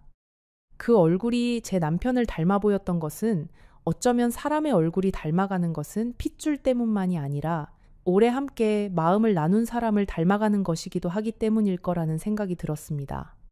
사람은 누구를 오래 그리워하면 그 그리움이 얼굴에도 새겨지는 모양입니다. 그날 저는 그 집에서 나오면서 그 사람에게 이렇게 말했습니다. 저는 당신이 제 남편의 아이인지 아닌지 모릅니다. 그러나 당신 어머니가 보낸 그 돈은 당신 어머니의 것입니다. 제가 가질 이유가 없습니다. 그 사람은 한참을 가만히 있다가 이렇게 답했습니다. 아버지께서는 그 돈을 어머니께 돌려드리지 않으셨어요. 어머니는 그 돈을 받지 않으셨을 거니까요. 그래서 아버지는 그 돈을 그대로 모아두셨던 거예요. 여사님 이름으로요. 집으로 돌아오는 버스 안에서 저는 창밖을 한참 바라보았습니다. 그 40년이라는 시간이 마치 누군가가 다른 사람의 인생을 살아간 것처럼 느껴졌습니다. 버스가 한강 다리를 건널 때쯤 노을이 지고 있었습니다. 강물 위로 붉은 빛이 번지는 모습이 마치 누군가가 흘린 마음 같았습니다. 저는 그 빛을 보면서 그 여자가 평생 비워두지 않았다는 그 마음의 자리를 떠올렸습니다. 그러다 문득 이런 생각이 들었습니다. 어쩌면 제 아내도 제가 모르는 사이에 누군가의 자리를 평생 비워두지 않고 살아온 것이 있을지도 모른다고요. 다만 그것이 누구의 자리인지 저는 아직 알아내지 못한 것뿐이라고요. 집에 돌아오니 큰아들이 거실에 앉아 저를 기다리고 있었습니다. 며느리는 부엌에서 저녁을 준비하고 있더군요. 두 사람은 마치 우리 집에 살고 있는 사람들처럼 자연스러웠습니다. 아들은 저를 보자마자 이렇게 말했습니다. 어머니, 어디 다녀오셨어요? 걱정했잖아요. 저는 그 말에 답하지 않고 그저 피곤하니까 좀 쉬어야겠다 라고만 했습니다. 그날 밤 아들과 며느리가 돌아간 뒤 저는 다시 편지를 펼쳤습니다. 5번째 장, 그러니까 마지막 장을 아직 읽지 않았기 때문입니다. 5번째 장에는 이렇게 적혀 있었습니다. 순자야, 이 돈은 내가 너에게 진 빚이다. 40년 동안 너에게 말하지 못한 시간에 대한 빚이다. 이 돈을 어떻게 쓸지는 네가 정해라. 자식들에게 주든 그 사람에게 돌려주든 아니면 내 것으로 쓰든 무엇이든 좋다. 다만 한 가지 부탁이 있다. 자식들에게는 이 돈의 출처를 알리지 말아다오. 그 아이들은 자기 아버지를 사랑했던 모습 그대로 기억하게 해주었으면 한다. 저는 그 마지막 문장을 읽고 한참을 울었습니다. 40년 동안 한 번도 사과한 적 없던 사람이 마지막에 자기 자식들의 기억까지 지키려고 한 것입니다. 저는 그 마음을 어떻게 받아들여야 할지 알 수 없었습니다. 며칠이 지났을 때 큰아들이 다시 저를 찾아왔습니다. 이번에는 변호사 한 명을 데리고 왔더군요. 처음 본 변호사였습니다. 아들은 식탁 위에 서류를 펼쳐놓고 이렇게 말했습니다. 어머니, 이건 위임장이에요. 어머니가 직접 관리하시기 어려우니까 제가 대신 관리하겠다는 내용이에요. 여기 도장만 찍어주시면 됩니다. 저는 그 서류를 한참을 들여다보았습니다. 글씨가 작아서 안경을 써도 잘 보이지 않더군요. 그러나 그 서류의 내용이 무엇인지는 짐작이 갔습니다. 저는 도장을 찍지 않았습니다. 대신 이렇게 말했습니다. 얘야, 어미가 살아온 게 80년이다. 그 80년 동안 어미는 내 이름으로 된 돈을 한 번도 가져본 적이 없다. 이번 한 번만 내 손으로 직접 결정하게 해다오. 아들의 얼굴이 굳어졌습니다. 며느리는 옆에서 입을 꾹 다물고 있었고요. 그날 두 사람은 차 한 잔 마시지 않고 돌아갔습니다. 그날 이후로 큰아들의 전화가 뜸해졌습니다. 명절에도 제 생일에도 아들 내외는 핑계를 대며 오지 않았습니다. 저는 그제야 알았습니다. 40년 동안 제 곁에 있던 사람이 어떤 사람이었는지 사실은 그 사람이 떠난 뒤에야 보이는 법이라는 것을요. 저는 그 12억이라는 돈을 어떻게 했을까요? 잠시 후에 그 이야기를 말씀드릴 텐데 아마 여러분도 한 번쯤 비슷한 선택의 기로에 서신 적이 있으실 겁니다. 저는 우선 변호사에게 다시 연락을 했습니다. 그리고 그 돈을 세 부분으로 나누었습니다. 첫 번째 몫은 그 아들에게 돌려보냈습니다.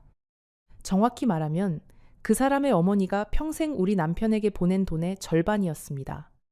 저는 그 돈을 그 사람에게 보내면서 짧은 편지 한 통을 함께 넣었습니다.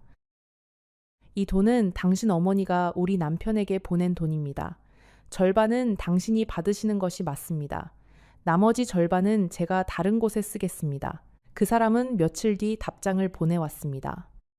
여사님, 이 돈은 어머니가 평생 짊어지셨던 짐의 무게입니다. 제가 받을 자격이 없습니다. 다만 여사님께서 정해주신 뜻이라면 어머니의 묘를 정성껏 돌보는 데 쓰겠습니다.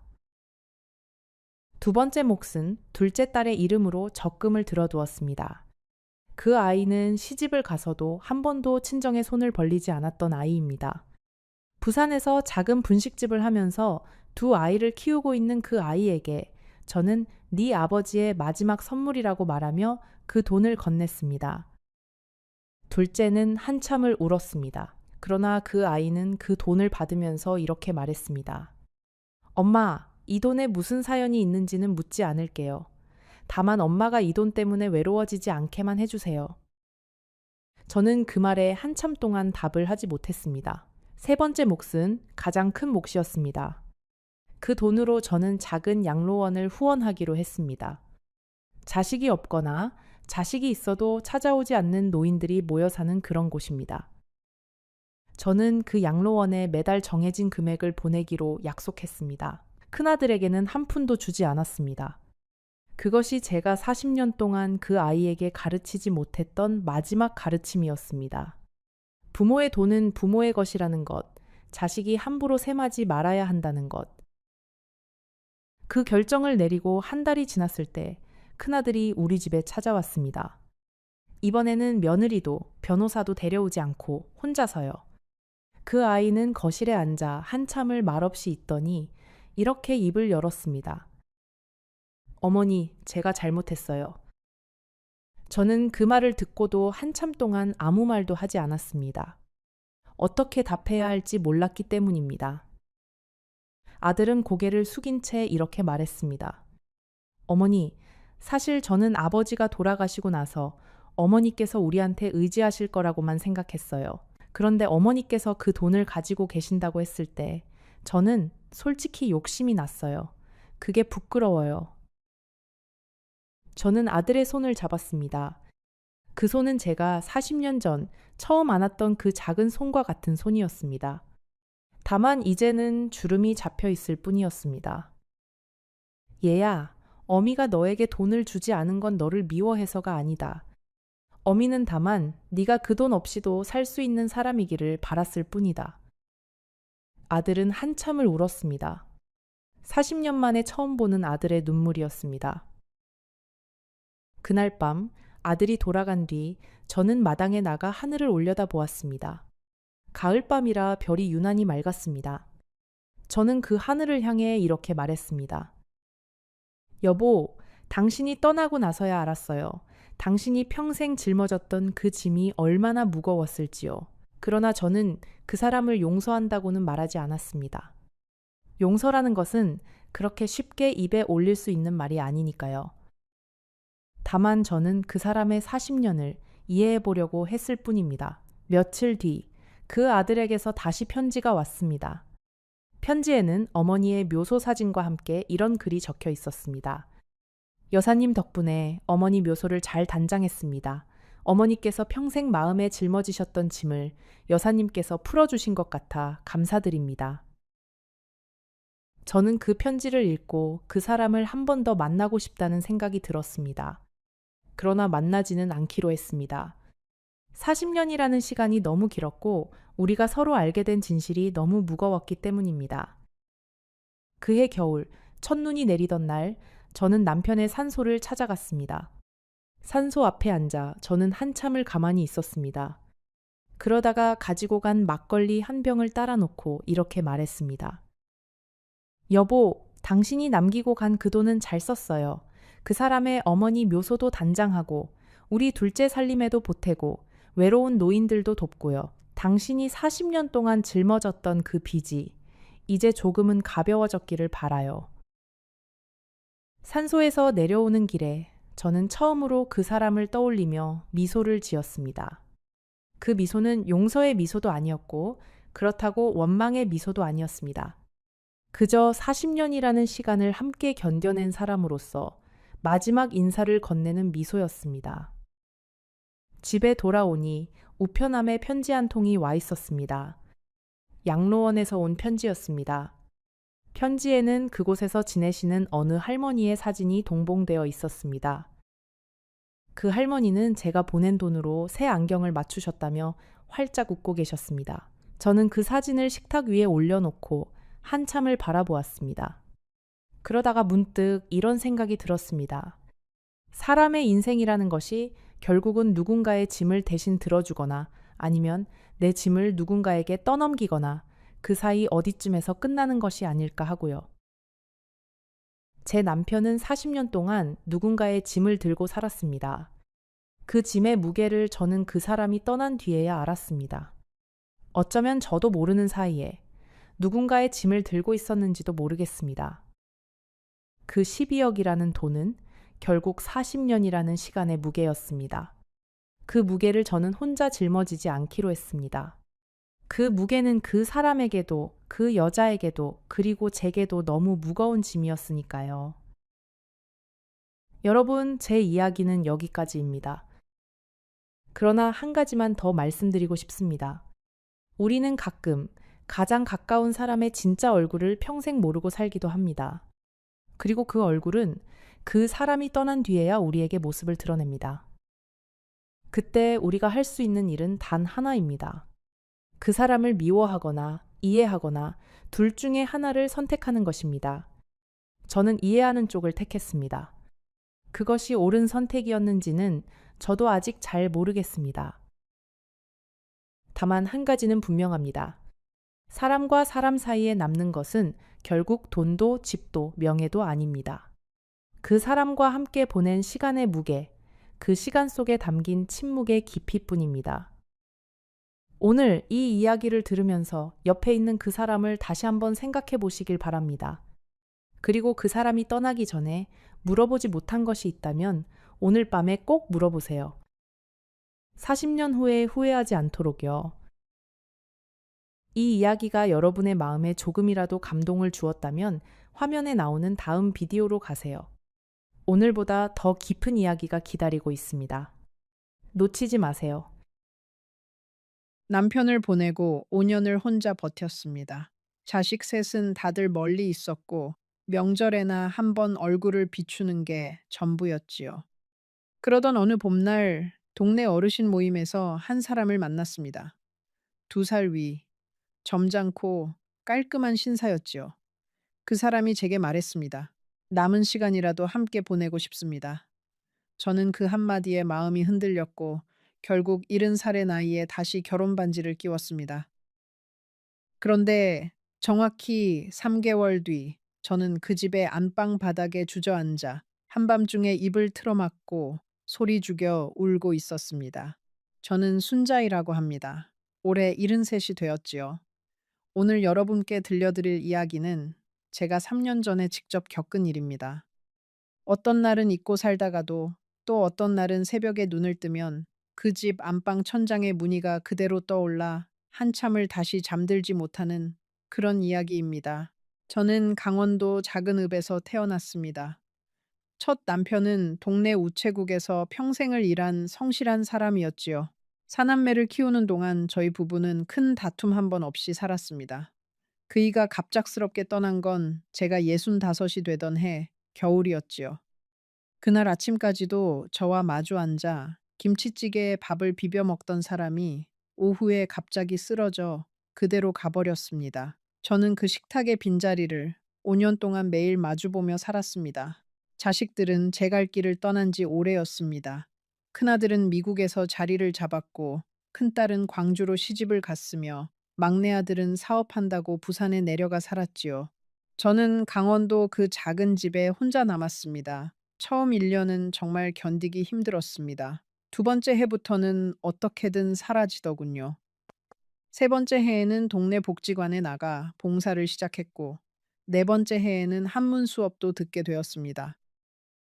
잠시 후 제가 어떻게 그 사람을 만났고 왜 3개월 만에 그 집의 안방 바닥에 무너져 앉게 되었는지, 그리고 그 안에서 제가 무엇을 보았는지 천천히 다 말씀드리겠습니다.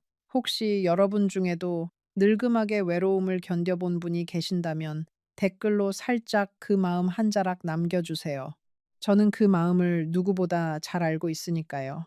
그리고 이런 우리들의 이야기가 계속 이어지길 바라신다면 채널 구독도 한번 살짝 눌러주시면 큰 힘이 됩니다. 그 사람을 처음 만난 건 동네 노인복지관의 봄나들이 행사에서였습니다. 인근 산으로 진달래를 보러 가는 일정이었지요. 다론 버스 안에서 우연히 제 옆자리에 앉은 사람이 있었는데 그게 바로 그 사람이었습니다. 이름은 김재영, 72살. 서울에서 평생을 살다가 부인을 보내고 강원도로 내려와 혼자 살고 있다고 했습니다. 자식은 아들 둘에 딸 하나, 모두 서울에서 자리를 잡고 산다고요. 그 사람은 처음부터 점잖았습니다. 큰 소리를 내지 않았고 식사 자리에서는 늘 어른들에게 먼저 음식을 권했지요. 봄나들이 이후로 우리는 자연스럽게 자주 마주치게 되었습니다. 한문 수업이 끝나면 그 사람은 저를 동네 어귀까지 바래다 주었고, 비가 오는 날에는 우산을 받쳐 주었지요. 그렇게 한 계절이 흘러갔습니다. 어느 가을 저녁, 그 사람이 저를 조용한 한정식 집으로 데려가더니 정중하게 말했습니다. 남은 시간이라도 함께 보내고 싶습니다. 우리 같이 살지 않으시겠습니까? 저는 그 말을 듣고 한참을 가만히 있었습니다. 가슴이 뛰는 게 아니라 어쩐지 시리고 멍한 기분이었지요. 그 자리에서는 답을 하지 못하고 집에 돌아왔습니다. 그날 밤, 저는 거실에 첫 남편의 사진을 꺼내놓고 한참을 바라보았습니다. 여보, 내가 이래도 될까요? 사진 속의 그이는 늘 그렇듯 묵묵히 웃고만 있었지요. 그 침묵이 마치 당신 마음대로 하시오. 다만 잘 결정하시오. 라고 말하는 것 같았습니다. 저는 자식들에게 먼저 이야기를 했습니다. 큰아들은 미국에서 영상통화로 듣더니 한참 침묵하다가 말했습니다. 엄마, 그 나이에 무슨 결혼이에요. 우리가 더 자주 찾아갈게요. 큰딸은 광주에서 한 걸음에 올라왔지요. 엄마, 그 사람이 어떤 사람인 줄 알고요. 자식들은 뭐라고 해요. 그쪽 자식들 만나보셨어요. 저는 솔직히 답을 하지 못했습니다. 그 사람의 자식들은 한 번도 만난 적이 없었으니까요. 막내 아들은 부산에서 짧게 통화로 말했습니다. 엄마가 행복하시면 저는 반대 안 해요. 다만 그 집안 사정 정도는 미리 알고 들어가세요. 그 한마디는 막내답게 신중했지요. 그러나 저는 그 말의 무게를 그때는 제대로 알아채지 못했습니다. 외로움이라는 것이 사람의 판단력을 얼마나 흐릿하게 만드는지 저는 그 가을 한철 동안 처음으로 깊이 깨달았습니다. 며칠을 고민한 끝에 저는 그 사람과 살림을 합치기로 했습니다. 정식으로 혼인 신고를 하지는 않고 우선 함께 지내보기로 했지요. 그 사람도 그게 좋겠다고 했습니다. 서로 지내보고 마음에 들면 그때 가서 정리합시다. 우리 나이에 서두를 일이 뭐 있겠습니까? 저는 그 말이 합리적으로 들렸습니다. 워리아미다게 그러나 살아보니 알겠더군요. 서두를 일 없다는 그 말 안에는 사실 어떤 자식들의 그림자가 이미 들어 있었다는 것을요. 그 사람은 강원도의 한 단독주택에 살고 있었습니다. 마당이 있고 작은 텃밭이 있고 햇볕이 잘 드는 거실이 있는 그런 집이었지요. 처음 그 집에 짐을 풀던 날, 저는 마당의 감나무 아래에서 한참 동안 하늘을 올려다보았습니다. 깊어가는 가을 햇살이 따뜻했고 어딘가에서 까치 소리가 들렸습니다. 그 사람은 짐을 들어주며 말했지요. 이제부터 여기가 당신 집이오. 마음 편히 지내시오. 저는 그 말이 정말 따뜻했습니다. 5년 만에 들어보는 따뜻한 한마디였지요. 처음 한 달은 정말 평온했습니다. 그 사람은 아침마다 저보다 먼저 일어나 보일러를 켰고 텃밭에 채소를 한 줌 뜯어와 식탁에 올렸지요. 저녁이면 우리는 함께 동네 산책을 나갔습니다. 그 사람은 늘 제 손을 잡았는데 그 손이 따뜻하면서도 약간 거칠었습니다. 평생 무언가를 일구어 온 사람의 손이었지요. 저는 그 손이 첫 남편의 손과 닮았다고 생각했습니다. 다른 사람인데 어쩌면 이렇게 손의 결이 비슷할까. 그 작은 닮음이 저를 묘하게 안심시켰지요. 그 사람은 저녁 식사 후에는 종종 옛날 이야기를 들려주었습니다. 자기가 어떻게 회사를 다녔는지, 첫 부인이 어떤 사람이었는지, 자식들을 어떻게 키웠는지, 첫 부인 이야기를 할 때 그 사람의 눈빛은 어딘가 멀어졌지요. 그 사람은 정말 단단한 사람이었소. 자식들 셋을 다 자기 손으로 키웠소. 마지막에는 너무 빨리 가서 우리 모두 정신이 없었지요. 저는 그 말을 들으며 그 사람의 첫 부인이 가족 안에서 얼마나 중심이었던 사람인지 어렴풋이 짐작했습니다. 자식들의 마음 안에 어머니가 그렇게 단단하게 자리하고 있다면 새로 들어온 저는 어쩌면 처음부터 어떤 자리도 가질 수 없었던 것인지도 모르지요. 하루는 그 사람이 오래된 사진첩을 꺼내 저에게 보여주었습니다. 첫 부인과 함께 찍은 가족 사진이 가득 들어 있었지요. 환갑 잔치상 앞에서 자식들에 둘러싸여 환하게 웃고 있는 첫 부인, 손주들과 함께 동물원에서 찍은 사진, 마당의 감나무 아래에서 한복을 차려입고 찍은 사진. 그 사람은 한 장 한 장 짚어가며 이야기를 했습니다. 어떤 사진에서는 한참을 들여다보더니 작게 한숨을 쉬셨지요. 저는 그 옆에 가만히 앉아 함께 사진을 보았습니다. 슬프지는 않았어요. 다만 그 사진첩의 마지막 장을 덮을 때 그 사진첩 안에는 제가 들어갈 자리가 없다는 걸 분명히 느꼈습니다. 그건 누구의 잘못도 아니지요. 그저 시간이 그렇게 만든 것뿐이었습니다. 저는 강원도 친정 동네에 있는 친구 옥자에게 그날 저녁 전화를 했습니다. 옥자는 제 어릴 적 단짝이었지요. 첫 결혼식 때도 들러리를 서준 친구였습니다. 옥자는 제 이야기를 듣고 한참을 침묵하더니 말했습니다. 순자, 너는 늘 사람을 너무 잘 믿어. 마음이 그렇게 곱고 단단한 줄 알지만 사실 그게 너 약점이야. 그 집에서 너무 빨리 마음을 다 주지 마라.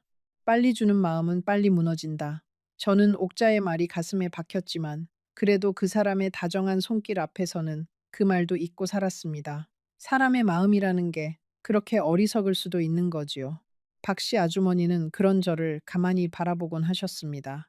일을 하는 듯 하면서도 늘 한 발짝 떨어진 거리에서 저를 살피는 눈빛이었지요.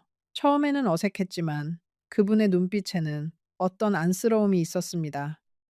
어느 오후 제가 거실에서 화초에 물을 주고 있을 때 박씨 아주머니가 살며시 다가왔습니다. 사모님, 이 화초는 첫 사모님이 정말 정성껏 키우시던 거예요.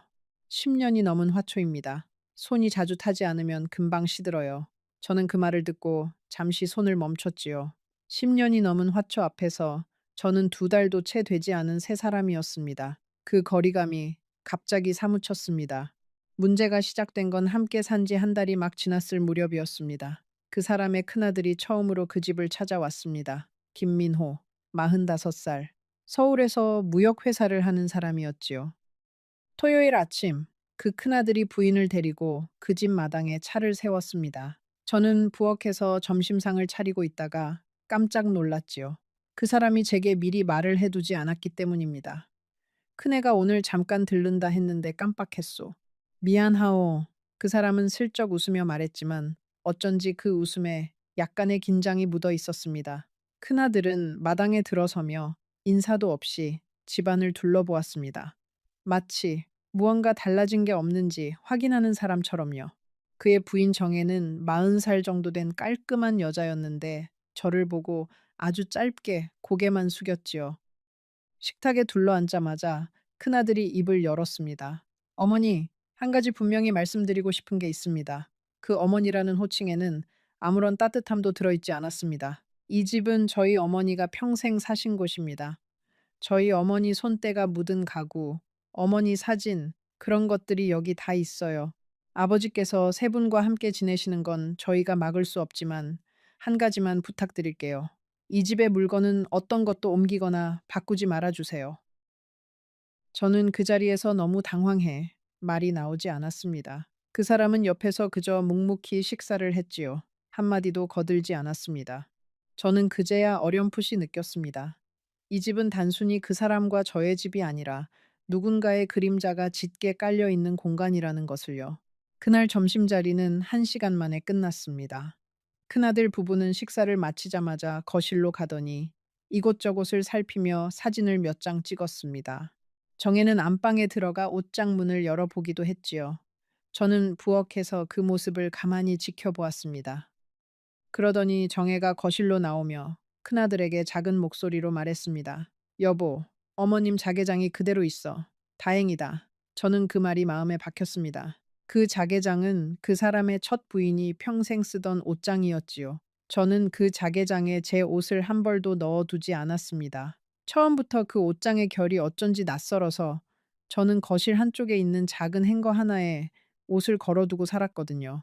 큰아들 부부가 떠난 뒤 거실 한쪽 소파에 앉아 저는 한참 동안 멍해 있었습니다. 그 사람은 안방으로 들어가 잠시 누워 있었지요.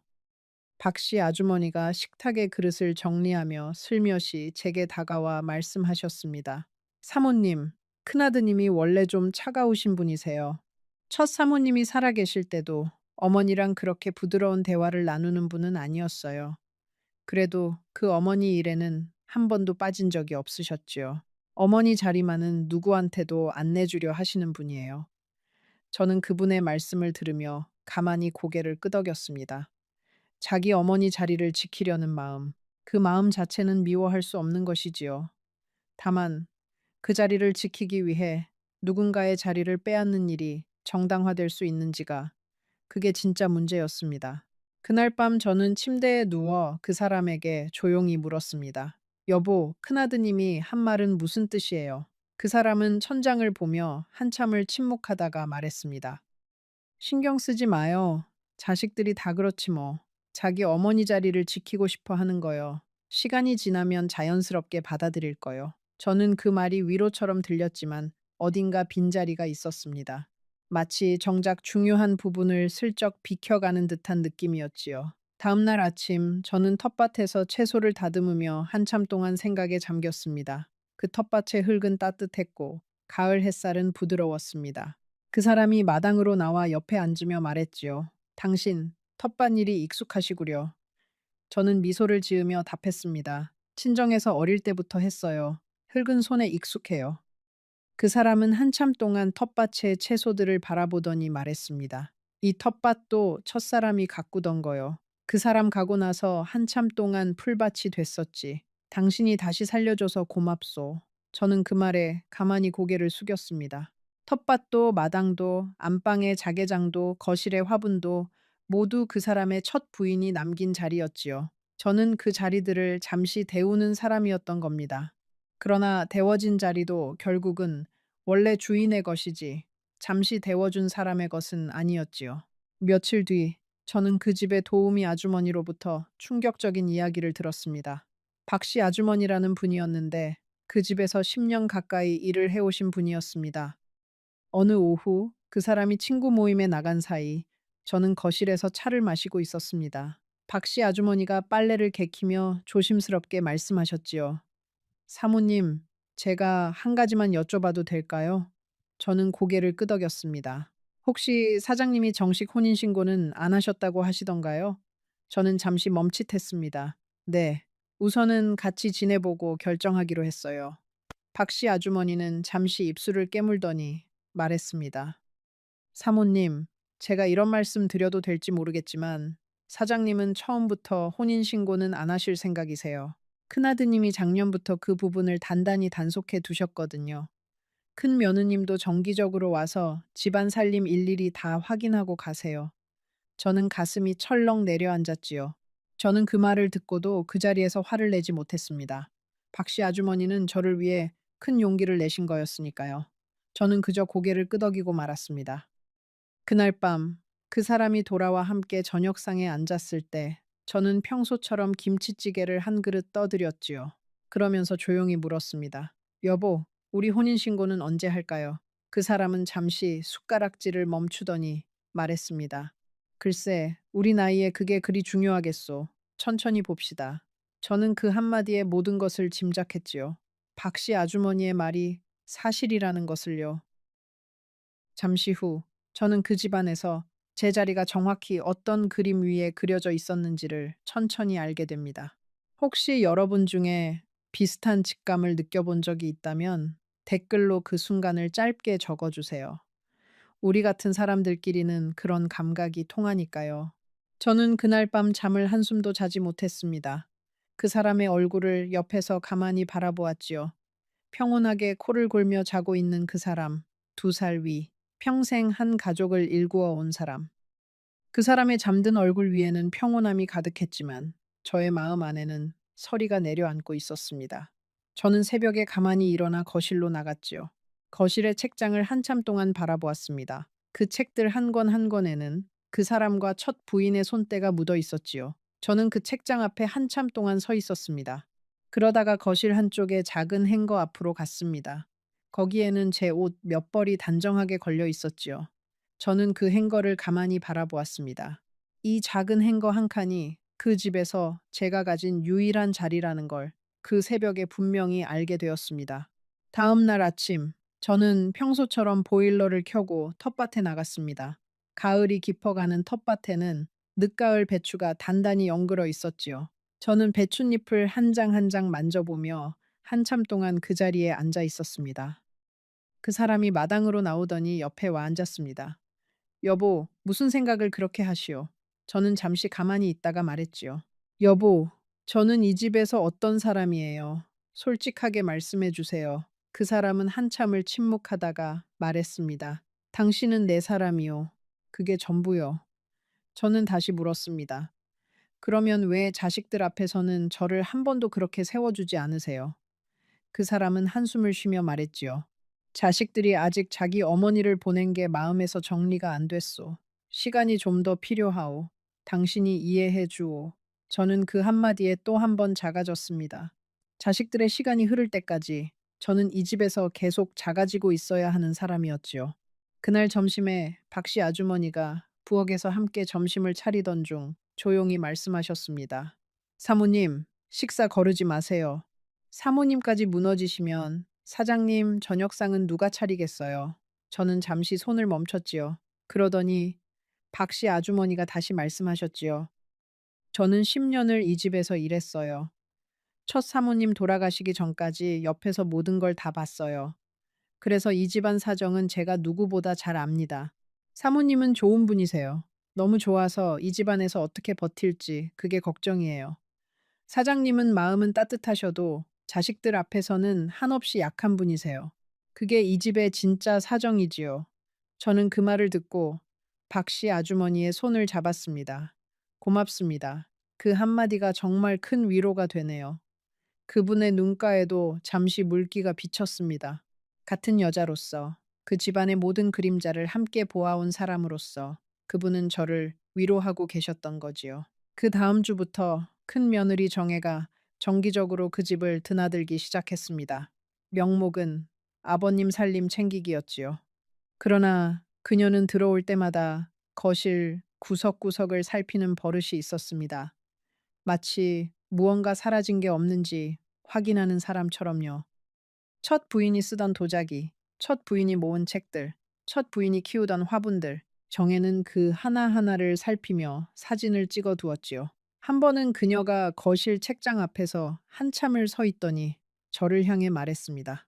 어머님, 여기 있는 책들 손대지 말아주세요. 이거 어머니 유품이에요. 저는 미소를 지으며 답했지요. 걱정 마세요. 저는 책에 손도 안 대요. 정혜는 부엌에도 들어와 냉장고 문을 열어보았습니다. 어머님, 반찬통은 어머님이 따로 가져오신 거 쓰세요. 여기 있는 통은 어머니가 쓰시던 거라서요. 저는 잠시 손이 멈췄습니다. 그 반찬통은 제가 제 집에서 가져온 것이 아니라 그 사람이 직접 사두라고 해서 동네 마트에서 산 새 통이었지요. 저는 그렇게 말하려다가 그만두었습니다. 정혜의 표정에는 이미 답이 정해져 있었으니까요. 그날부터 저는 새로 산 반찬통을 따로 종이 가방에 담아 부엌 한쪽에 두기 시작했습니다. 마치 손님처럼요. 그 큰 며느리는 화장실까지도 들여다보았습니다. 어머님, 여기 있는 수건은 어머니가 쓰시던 거예요. 사모님은 따로 가져오신 거 쓰세요. 저는 그 말에 고개를 끄덕였습니다. 그날 저는 동네 마트에 나가 수건 5장을 사왔지요. 그 수건들을 따로 욕실 한쪽에 걸어두었습니다. 그러자 그 집의 욕실에는 두 종류의 수건이 걸리게 되었지요. 하나는 첫 부인의 수건, 또 하나는 제 수건. 저는 그 두 줄의 수건을 보며 어쩐지 가슴이 찌릿했습니다. 두 사람의 흔적이 한 욕실 안에서 나란히 걸려 있다는 게 이상하게도 슬프게 느껴졌거든요. 밤이 되어 저는 욕실에 들어가 세수를 했습니다. 거울 앞에서 제 얼굴을 한참 동안 바라보았지요. 이른의 얼굴이 그 거울 안에 있었습니다. 주름이 깊어지고 눈가에 그늘이 자리 잡고 머리카락도 더 하얘진 얼굴이었지요. 그 얼굴이 어쩐지 낯설게 느껴졌습니다. 강원도 작은 집에서 5년을 혼자 버틴 그 얼굴은 분명 단단한 얼굴이었지요. 그러나 그 집의 욕실 거울에 비친 얼굴은 어쩐지 흔들리고 있었습니다. 사람의 얼굴은 자기가 머무는 자리에 따라 변한다는 걸 그날 처음으로 알게 되었지요. 저는 새로 산 수건으로 얼굴을 닦으면서 작게 한숨을 쉬었습니다. 그 한숨이 거울 앞에서 잠시 안개처럼 피어올랐지요. 저는 강원도 친정 동네에 있는 친구 옥자에게 가끔 전화를 했습니다. 옥자는 제 어릴 적 단짝이었지요. 첫 결혼식 때도 들러리를 서준 친구였습니다. 옥자는 제 이야기를 듣고 한참을 침묵하더니 말했습니다. 순자, 그 집은 너 자리가 아니야. 너는 그 집에 들어간 게 아니라 그 집에 손님으로 들어간 거야. 손님은 언제든 떠날 준비를 해둬야 해. 짐 너무 많이 풀지 마라. 저는 옥자의 말이 가슴에 박혔지만 그래도 그 사람의 다정한 손길 앞에서는 그 말도 잊고 살았습니다. 사람의 마음이라는 게 그렇게 어리석을 수도 있는 거지요. 옥자는 그 통화 끝에 한 가지를 더 물었습니다. 순자, 너 그 집에서 잠 잘 잘 수 있어. 밥은 잘 넘어가니. 거실에서 마음 편히 텔레비전 한번 본 적 있어. 저는 그 질문에 답을 하지 못했습니다. 사실은 그 집에 들어간 첫 줄을 빼고는 잠도 깊이 자지 못했고 밥도 제대로 넘어가지 않았으며 거실의 소파에는 한 번도 편히 누워본 적이 없었지요. 옥자는 부드럽게 말했습니다. 잘 수 없고 못 넘기고 마음 편한 적 한 번 없으면 그 집은 너 자리가 아니야. 사람이 어디서 살아야 하는지는 그 사람 몸이 먼저 알아. 저는 전화를 끊고 한참을 가만히 앉아 있었습니다. 옥자의 말이 가슴 깊은 곳에 박혔지요. 그날부터 저는 그 집의 여러 곳을 새로운 눈으로 다시 살피기 시작했습니다. 그러다가 정혜가 어느 오후 안방 화장대 서랍을 열어보고 있는 모습을 우연히 발견했습니다. 저는 마트에 다녀와 부엌 입구에서 그 모습을 보았지요. 정혜는 제가 들어온 줄도 모르고 서랍 안의 물건들을 하나하나 들어보고 있었습니다. 저는 잠시 그 자리에 멈춰 섰습니다. 그러다가 조용히 안방문 앞으로 다가갔지요. 며느님, 무얼 찾으세요? 정혜는 깜짝 놀라 돌아보았지만 곧 자연스럽게 미소를 지으며 말했습니다. 아, 어머님. 어머니가 쓰시던 작은 옥반지가 어디 있는지 안 보여서요. 아버님이 잘 챙기고 계시는 줄 알았는데. 저는 그 말에 천천히 답했습니다. 옥반지는 제가 본 적이 없어요. 그건 며느님 시아버님께 직접 여쭤보세요. 정혜의 눈빛이 살짝 흔들렸지요. 그러더니 그녀는 화장대 서랍을 그대로 닫고는 말했습니다. 어머님, 솔직히 말씀드릴게요. 어머니가 쓰시던 귀중품들이 몇 가지 있어요. 저희 형제들이 나중에 다 정리해야 할 것들이라서 미리 어디에 있는지 봐두려고 하는 거예요. 어머님께서 쓰시거나 옮기시면 좀 곤란해요. 저는 그 말에 잠시 어이가 없었지만 차분하게 말했습니다. 며느님, 저는 이 집에서 어떤 것도 제 것이라고 생각하지 않아요. 안심하세요. 그러자 정혜는 짧게 웃으며 말했습니다. J, J, J, J, J, J, J, J, J, J, J, 정, J, J, J, J, J, 허른, J, J, J, J, J, J, J, J, 정, J, 허른, J, J, 정, J, J. 그 마음이면 됐어요, 어머님. 정혜가 떠난 뒤 저는 안방 침대에 한참을 앉아 있었습니다. 화장대 서랍을 가만히 열어보았지요. 그 안에는 첫 부인이 쓰던 작은 화장품통, 빛 하나, 그리고 빛이 바랜 사진 한 장이 있었습니다. 사진 속에는 그 사람과 첫 부인이 젊은 시절 어느 바닷가에서 함께 찍은 모습이 있었지요. 두 사람 다 환하게 웃고 있었습니다. 그 사진을 보면서 저는 한참 동안 가만히 있었지요.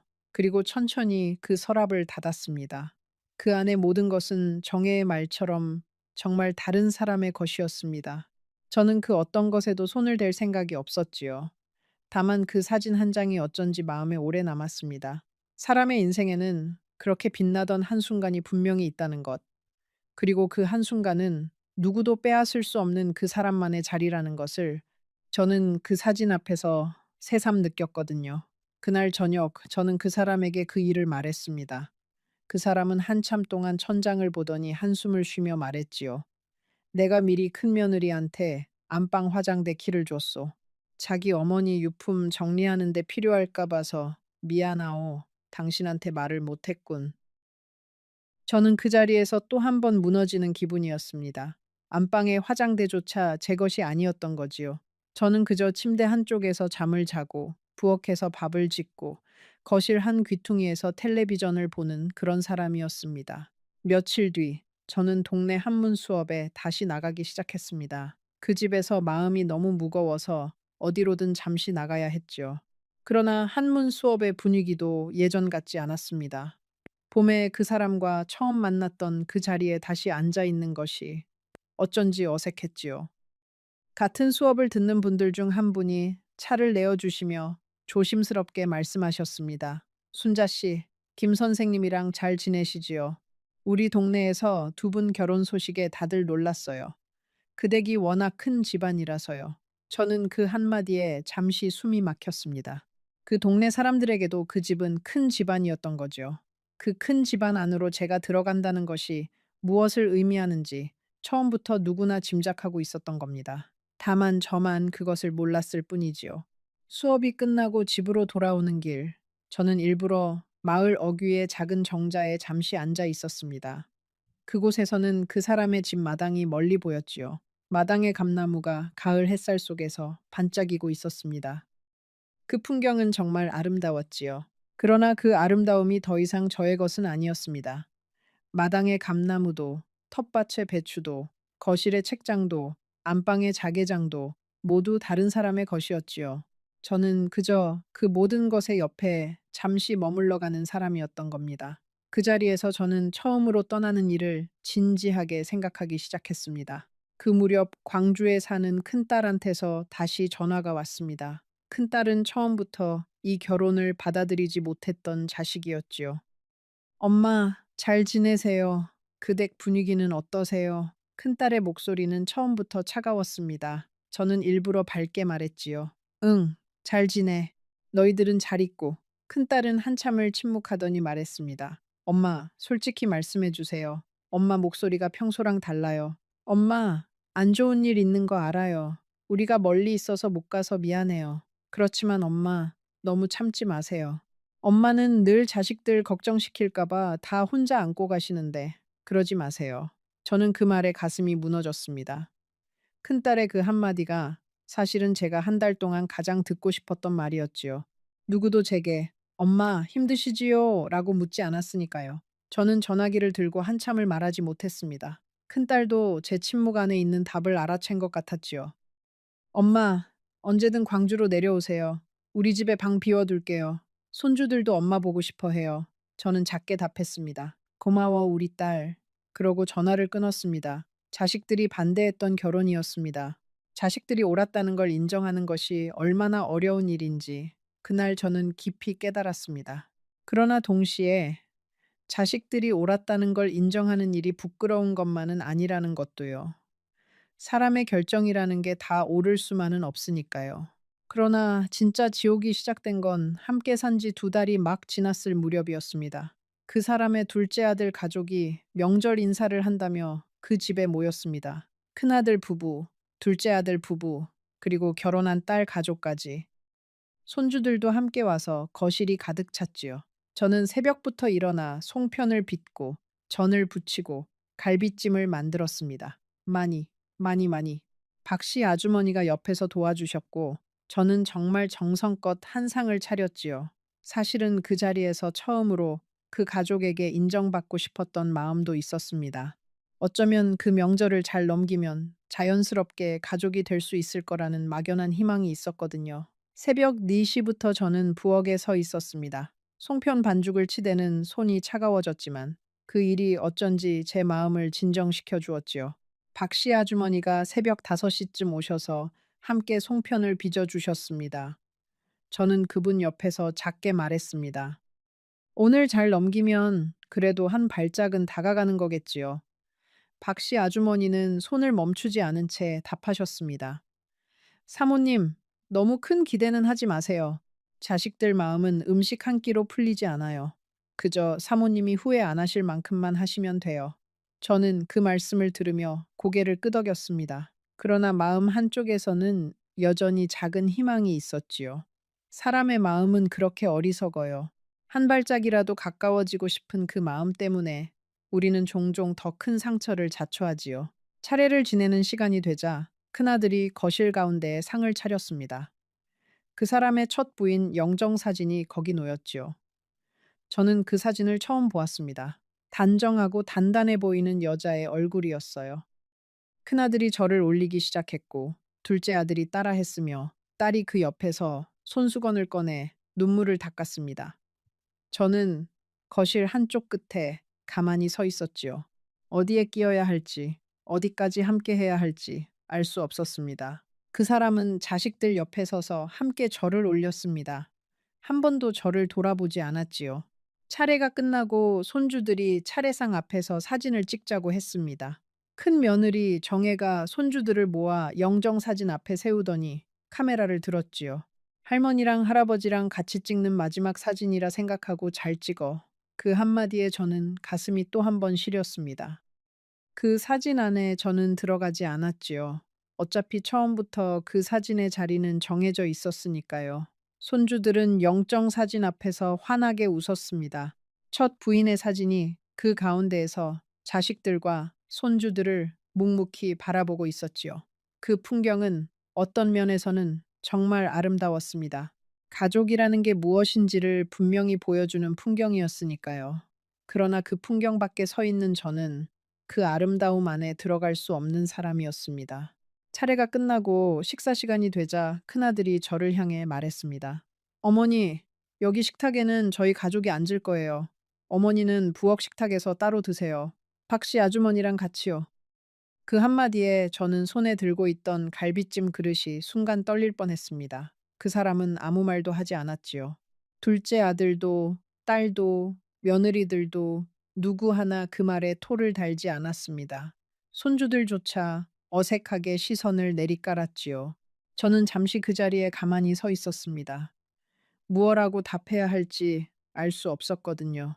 저는 결국 갈비찜 그릇을 식탁 한가운데에 놓고 조용히 부엌으로 들어갔습니다. 박씨 아주머니가 부엌 식탁에 작은 상을 차려놓고 저를 기다리고 계셨지요. 저는 그 자리에 앉아 송편 하나를 입에 넣었습니다. 그러나 송편은 목구멍을 넘어가지 않았습니다. 박씨 아주머니가 가만히 제 손을 잡아주셨지요. 사모님, 너무 마음 두지 마세요. 이런 집안이 어디 한두 집입니까? 제가 10년 동안 본 게 그게 다예요. 저는 그분의 말씀에 고개만 끄덕였습니다. 거실에서는 자식들의 웃음소리가 들려왔습니다. 그 웃음소리가 부엌 식탁까지 길게 흘러들어 왔지요. 거실에서 가끔씩 첫 부인의 이야기가 큰 소리로 흘러나왔습니다. 둘째, 며느리가 말하는 소리가 가장 크게 들렸지요. 어머님이 살아계셨으면 이런 차례상을 얼마나 풍성하게 차리셨을까요? 어머님이 만드시던 그 토랑국 맛, 저 아직도 못 잊어요. 큰 며느리도 거들었습니다. 맞아요. 어머님은 정말 모든 음식을 손수 다 만드셨잖아요. 새벽부터 일어나셔서요. 그 시절이 정말 그리워요. 그 말들이 부엌까지 또렷하게 들려왔습니다. 저는 가만히 송편 한 입을 입에 물고 있었지요.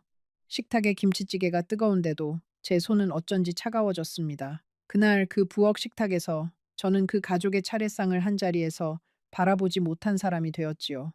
음식을 만든 손은 저였지만 그 음식 앞에 앉은 사람들은 모두 다른 식탁에 있었습니다. 그 사람은 거실에서 가족들과 함께 식사를 했습니다. 한 번도 부엌으로 와서 저를 들여다보지 않았지요.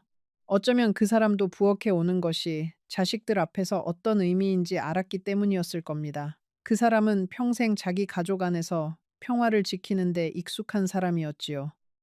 자기 옆자리에 새로 들어온 사람을 위해 그 평화를 깨기에는 그 사람은 너무 늙었고 너무 약했습니다. 저는 그것을 그날 부엌에서 분명히 알게 되었지요.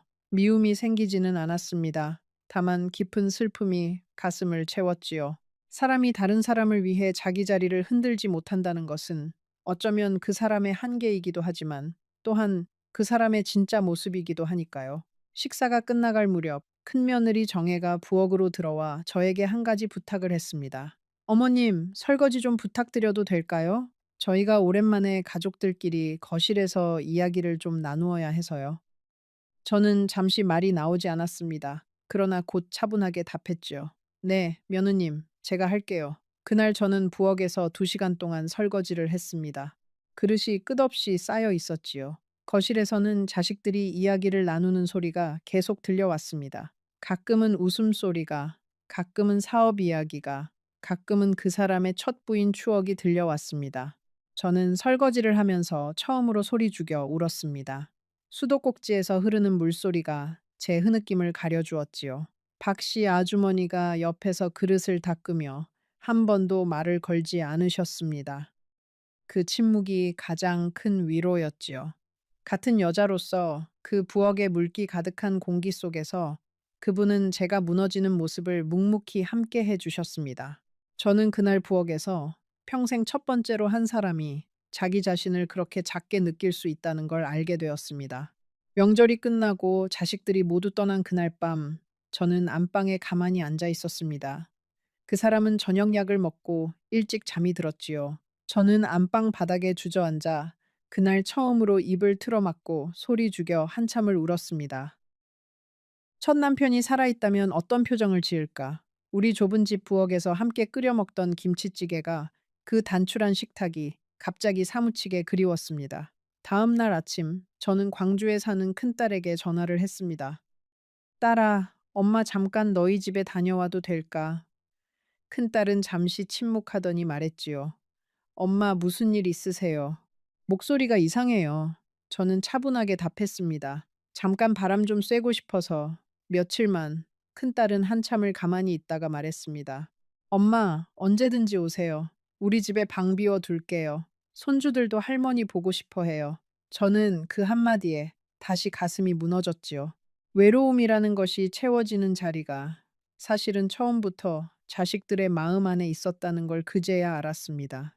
저는 짐을 미리 챙기지는 않았습니다.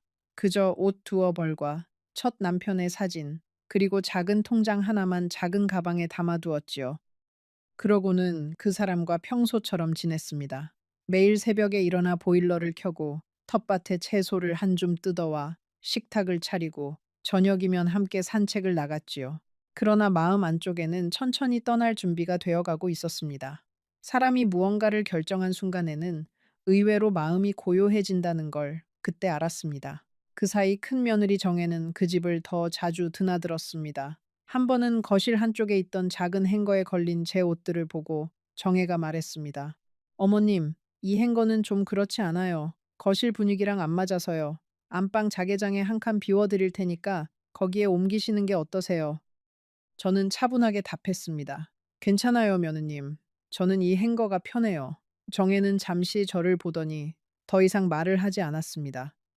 그러나 그날부터 정혜가 저를 보는 눈빛에는 어떤 짜증이 묻어났지요. 그 자개장이라는 한 칸의 옷장이 제게 어떤 의미인지 그녀는 정말 모르는 것 같았습니다. 아니, 어쩌면 알면서도 일부러 모르는 척하고 있었는지도 모르지요. 며칠 뒤 둘째 아들과 딸까지 합세해 그 집의 마당에서 작은 가족 모임이 있었습니다. 명절은 아니었지만 그 사람의 생신을 앞두고 미리 모인 거지요. 그 사람은 73 생신을 앞두고 있었습니다. 마당에는 자식들과 손주들이 가득했습니다. 저는 부엌에서 음식을 만들어 마당의 평상에 올리는 역할을 했지요. 마당에서 누군가가 사진을 찍자며 가족 모두를 모았습니다. 저는 음식을 들고 마당으로 나가는 길에 그 광경을 보았지요. 큰아들이 아버지 옆에 서고, 둘째 아들이 그 반대편에 서고, 딸이 아버지 어깨 옆에 손을 얹었습니다. 손주들은 앞쪽에 줄지어 섰지요. 저는 잠시 그 자리에 멈춰 섰습니다. 그러자 큰아들이 저를 보고 말했지요. 어머니, 거기 그릇 좀 가져다 주세요. 사진 찍은 다음에 식사할 수 있게요. 그 한마디에 저는 그 자리에서 사진을 함께 찍을 사람이 아니라는 걸 다시 한번 확인했습니다. 저는 조용히 그릇을 평상 위에 올려놓고 부엌으로 돌아왔습니다. 박 씨 아주머니가 부엌 입구에 서서 그 모습을 보고 계셨지요. 저는 그분과 눈을 마주쳤습니다. 그분은 가만히 고개를 가로저으셨습니다. 마치 이제 그만하실 때가 됐어요 라고 말하는 것 같았지요. 그날 밤 자식들이 모두 떠난 뒤 저는 안방에 누워 천장을 바라보았습니다. 그 사람은 옆에서 이미 잠이 들었지요. 코를 골며 평온하게 자고 있는 그 사람을 한참 보았습니다. 저는 그 사람을 미워할 수가 없었습니다. 그 사람도 어떤 면에서는 그 가족의 가장 외로운 사람이었으니까요. 자식들 사이에서 자기 자리를 찾지 못하고 첫 부인의 그림자 안에 갇혀 살면서 새로운 사람을 들였지만 그 사람을 자식들 앞에서 한 번도 제대로 세워주지 못한 사람. 그러나 저는 또한 그 집에서 매일매일 깎여 나가고 있었지요. 더 늦기 전에 저 자신을 지키기 위해서라도 결정을 해야 했습니다. 그날 밤 저는 베란다에 나가 한참 동안 마당을 바라보았습니다. 가을밤 마당에는 감잎이 한 장씩 떨어지고 있었지요. 멀리 강원도 산자락 위로 별 몇 개가 떠 있었습니다. 저는 그 별들을 바라보며 첫 남편을 떠올렸지요. 그이가 살아있을 때 우리는 이런 가을밤이면 마당에 평상을 놓고 함께 별을 보곤 했습니다. 별 이름은 알지 못했지만 그저 함께 올려다보는 것만으로도 충분했지요. 첫 남편은 늘 제게 말했습니다. 여보, 우리 같이 늙어갑시다. 마지막까지 같이. 그러나 그 약속은 그이의 의지와 상관없이 깨졌지요. 사람의 약속이 사람의 힘으로 다 지켜지는 것은 아니라는 걸 저는 이제야 더 깊이 이해하게 되었습니다. 저는 그 베란다에서 한참을 서 있다가 다시 안방으로 들어갔습니다. 그 사람의 잠든 얼굴을 한 번 더 보았지요. 2살 위, 점잖고 다정한 사람. 그러나 자기 자식들 앞에서는 한없이 약한 사람. 저는 그 사람의 이마를 가만히 한번 짚어보았습니다. 약간 따뜻했어요. 그 사람은 잠결에 살짝 미소를 지었습니다. 누구를 보고 미소를 지었는지는 모르겠지만요. 어쩌면 첫 부인의 꿈을 꾸고 있었는지도 모르지요. 저는 그 미소 앞에서 더 이상 슬프지도 않았습니다. 사람의 마음이라는 게 자기 자리를 분명히 인식하면 의외로 차분해지더라는 거지요. 저는 그날 밤 안방의 작은 행거 옆에서 미리 가방 하나를 챙겼습니다. 옷 두어 벌, 첫 남편의 사진, 작은 통장 하나, 그게 다였습니다. 다음 날 새벽, 저는 평소처럼 보일러를 켜고 부엌에서 아침상을 차렸습니다.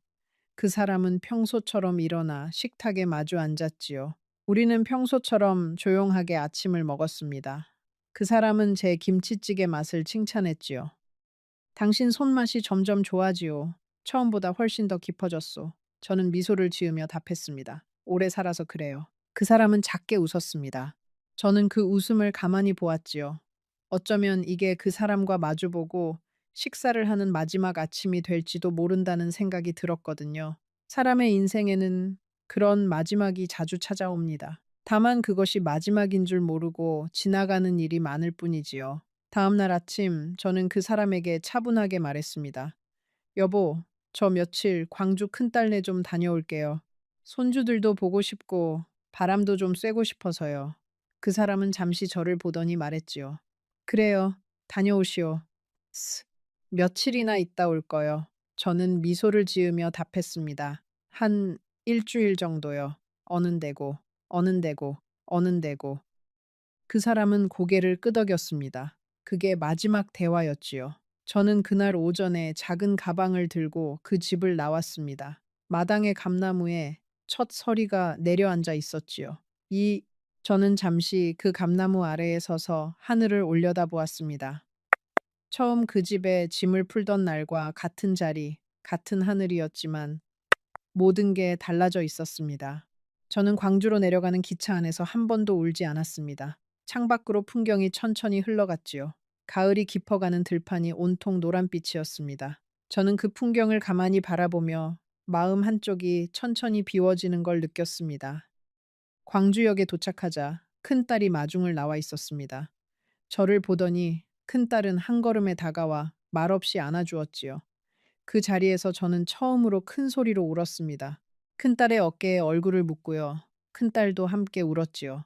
광주역의 사람들이 저를 잠시 쳐다보았지만 저는 더 이상 부끄럽지 않았습니다. 큰딸의 집은 그리 크지 않았지만 따뜻했습니다.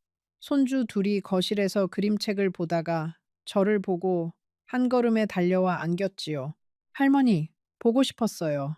큰딸의 사위는 저녁 식사를 차려놓고 기다리고 있었습니다. 따뜻한 김치찌개, 노릇하게 부친 두부, 갓 무친 시금치 나물. 그 식탁을 보는 순간 저는 또 한 번 가슴이 뜨거워졌습니다. 그 2달 동안 저는 그 큰 집의 부엌에서 정말 많은 음식을 만들었지만 그 어떤 식탁에서도 마음 편히 한 끼를 먹어본 적이 없었지요. 사람이 마음 편히 먹는 한 끼 식사가 얼마나 큰 위로인지 저는 광주의 그 작은 식탁에서 다시 깨달았습니다.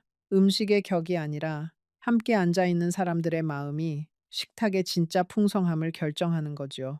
큰딸의 집에서 일주일을 지내는 동안 저는 그 사람에게 여러 번 전화를 걸었습니다. 그 사람은 처음 사흘은 잘 다녀오라고 했지요. 나흘째부터는 언제 돌아오느냐고 물었습니다. 닷새째 되는 날, 저는 그 사람에게 솔직하게 말했습니다. 여보, 저 안 돌아갈 것 같아요. 그 사람은 한참을 침묵하더니 말했지요. 그게 무슨 말이오? 우리가 아직 함께 지내보기로 한 시간이 끝나지 않았소. 저는 차분하게 답했습니다. 여보, 저는 이미 지난 2달 동안 그 집에서 답을 다 들었어요. 더 이상 그 집의 손님으로는 살 수 없어요. 그 사람은 한참을 가만히 있었지요. 그러더니 천천히 말했습니다. 당신이 결정한 거라면 나는 당신을 잡지 못하오. 다만 한 가지만 알아주시오. 나는 당신을 한 번도 손님으로 생각한 적이 없소. 다만 자식들이 그렇게 만든 거요. 저는 그 말이 어떤 면에서는 진심이었을 거라고 믿습니다. 그러나 진심이 있어도 그 진심을 지킬 힘이 없는 사람과는 함께 살 수 없다는 걸 저는 그제야 알았지요. 사람의 마음만으로는 부족합니다. 그 마음을 일상 안에서 지켜낼 수 있는 행동이 따라야 하는 거지요. 전화를 끊고 저는 큰딸의 집 거실에 한참을 앉아 있었습니다. 큰딸이 따뜻한 차 한 잔을 내어주었지요. 손주들이 거실에서 그림을 그리며 놀고 있었습니다. 그 풍경이 어쩐지 사무치게 따뜻했습니다. 저는 그 자리에서 천천히 깨달았지요. 제가 5년 동안 채우려고 애썼던 외로움은 사실은 다른 사람이 채워줄 수 있는 게 아니었다는 것을요. 외로움은 외로움대로 그 자리에 두고 그 옆에 작은 일상의 기쁨들을 하나씩 쌓아가는 것. 그게 우리 같은 사람들이 늙음하게 배워야 할 한 가지 지혜라는 것을요. 저는 일주일을 더 큰딸의 집에서 지내고 강원도 제 작은 집으로 돌아왔습니다. 막내 아들이 부산에서 올라와 그 집의 짐을 정리해 두었더군요. 그 사람의 집에서 가져온 짐은 정말 작은 가방 하나뿐이었습니다. 옷 두어 벌, 첫 남편의 사진, 작은 통장 하나, 그리고 한 가지가 더 있었지요. 그 집 마당의 감나무에서 떨어진 작은 감 하나. 저는 그 감을 가방 한쪽에 넣어 가져왔습니다. 무슨 마음이었는지 저도 모르겠습니다. 어쩌면 그 2달 동안 제가 누렸던 단 하나의 따뜻함이 그 마당의 햇살이었기 때문인지도 모르지요. 집으로 돌아온 첫날 밤, 저는 제 작은 집 거실에 가만히 앉아 있었습니다. 첫 남편의 사진을 다시 책상 위에 올려놓고 그 옆에 그 집에서 가져온 작은 감 하나를 놓았지요. 그 감은 점점 마르면서 작은 검은 빛으로 변해갔습니다. 저는 그 감을 가끔씩 손에 들어보곤 했지요. 2달의 시간이 그 작은 감 하나에 다 들어있는 것 같았습니다. 처음 그 마당에 짐을 풀던 가을 햇살, 새벽에 끓이던 김치찌개, 박씨 아주머니의 손길, 큰 며느리의 차가운 시선, 명절날 부엌 식탁의 송편 한 입, 그리고 떠나오던 그 가을 아침의 첫 서리. 그 모든 것이 그 한 알의 감 안에 압축되어 있었지요. 저는 그 감을 보면서 천천히 그 시간들을 정리해 갔습니다. 있는 것이 아니라 받아들이는 일이었지요. 그 사람과의 살림은 그렇게 정리되었습니다. 정식 혼인신고를 하지 않았기 때문에 법적인 절차도 따로 필요하지 않았지요. 큰아들이 한번 강원도 제 집까지 찾아와서 사과 비슷한 말을 했습니다. 어머니 죄송합니다. 저희 형제들이 어머니 자리를 만들지 못했어요. 저는 그 큰아들의 얼굴을 가만히 보았습니다. 그 얼굴에는 진심도 조금 있었지만 그보다는 안도가 더 커 보였지요. 아버지의 옆자리가 다시 비었고 어머니의 그림자가 다시 그 집을 지킬 수 있게 되었으니까요. 저는 큰아들에게 차분하게 답했습니다. 괜찮아요. 다 잘 됐어요. 아버님 잘 모시세요. 그게 마지막 인사였지요. 그 사람은 그 후로 다시 혼자 살게 되었습니다. 박 씨 아주머니가 가끔 제게 안부 전화를 주셨지요. 그 사람은 식사도 잘 못하시고 점점 야위어 가신다고요. 저는 그 소식을 들으면서 가슴이 잠시 시렸지만 다시 돌아가지는 않았습니다. 그분의 외로움은 그분의 몫이었고 저의 자존감은 저의 몫이었으니까요. 사람이 사람을 위해 자기 자신을 너무 깊이 깎아내는 일은 결국 두 사람 모두를 무너뜨리게 되어 있더라는 걸 저는 그 두 달을 통해 배웠습니다. 저는 그 후 강원도 제 작은 집에서 다시 일상을 시작했습니다. 동네 복지관에 다시 나가 봉사를 시작했고 한문 수업도 다시 들었지요. 다만 봄나들이 행사에는 한참 동안 가지 않았습니다. 그 버스 안에 옆자리가 자꾸 떠올랐기 때문이지요. 시간이 지나니 그 기억도 천천히 옅어졌고 저는 다시 평범한 이른의 여자로 돌아왔습니다. 가끔 손주들이 놀러 오면 함께 김밥을 싸 먹었고 명절이 되면 자식들이 모두 모였지요. 지금 돌아보면 그 3개월은 제 인생에서 가장 짧으면서도 가장 길었던 시간이었습니다. 누가 저에게 묻습니다. 할머니, 그때 그 결정을 후회하세요? 저는 한참을 생각하다가 말합니다. 후회하는 부분도 있고, 후회하지 않는 부분도 있어요. 그 사람이 외로워서 손을 내밀었던 그 마음은 진심이었어요. 다만, 그 진심이 그 집안 전체의 진심은 아니었던 거지요. 그리고 저도 외로움을 누군가가 채워줄 거라고 생각한 그 한순간의 어리석음은 후회해요. 그러나 그 두 달이 없었다면 저는 지금처럼 제 자신의 자리를 단단하게 만들지 못했을 거예요. 여러분, 혹시 늙음하게 새로운 사람을 만나려고 하시거든 한 가지만 기억해 주세요. 그 사람의 마음만 보지 마시고 그 사람의 가족을 보세요. 그리고 그 가족 안에서 당신이 어떤 자리에 놓일지를 보세요. 손님으로 들어가는 자리인지, 가족으로 들어가는 자리인지를요. 손님 자리에 들어가는 결혼은 결국 누군가에게 깊은 상처를 남기게 되어 있다는 것을 저는 그 두 달 만에 알게 되었습니다.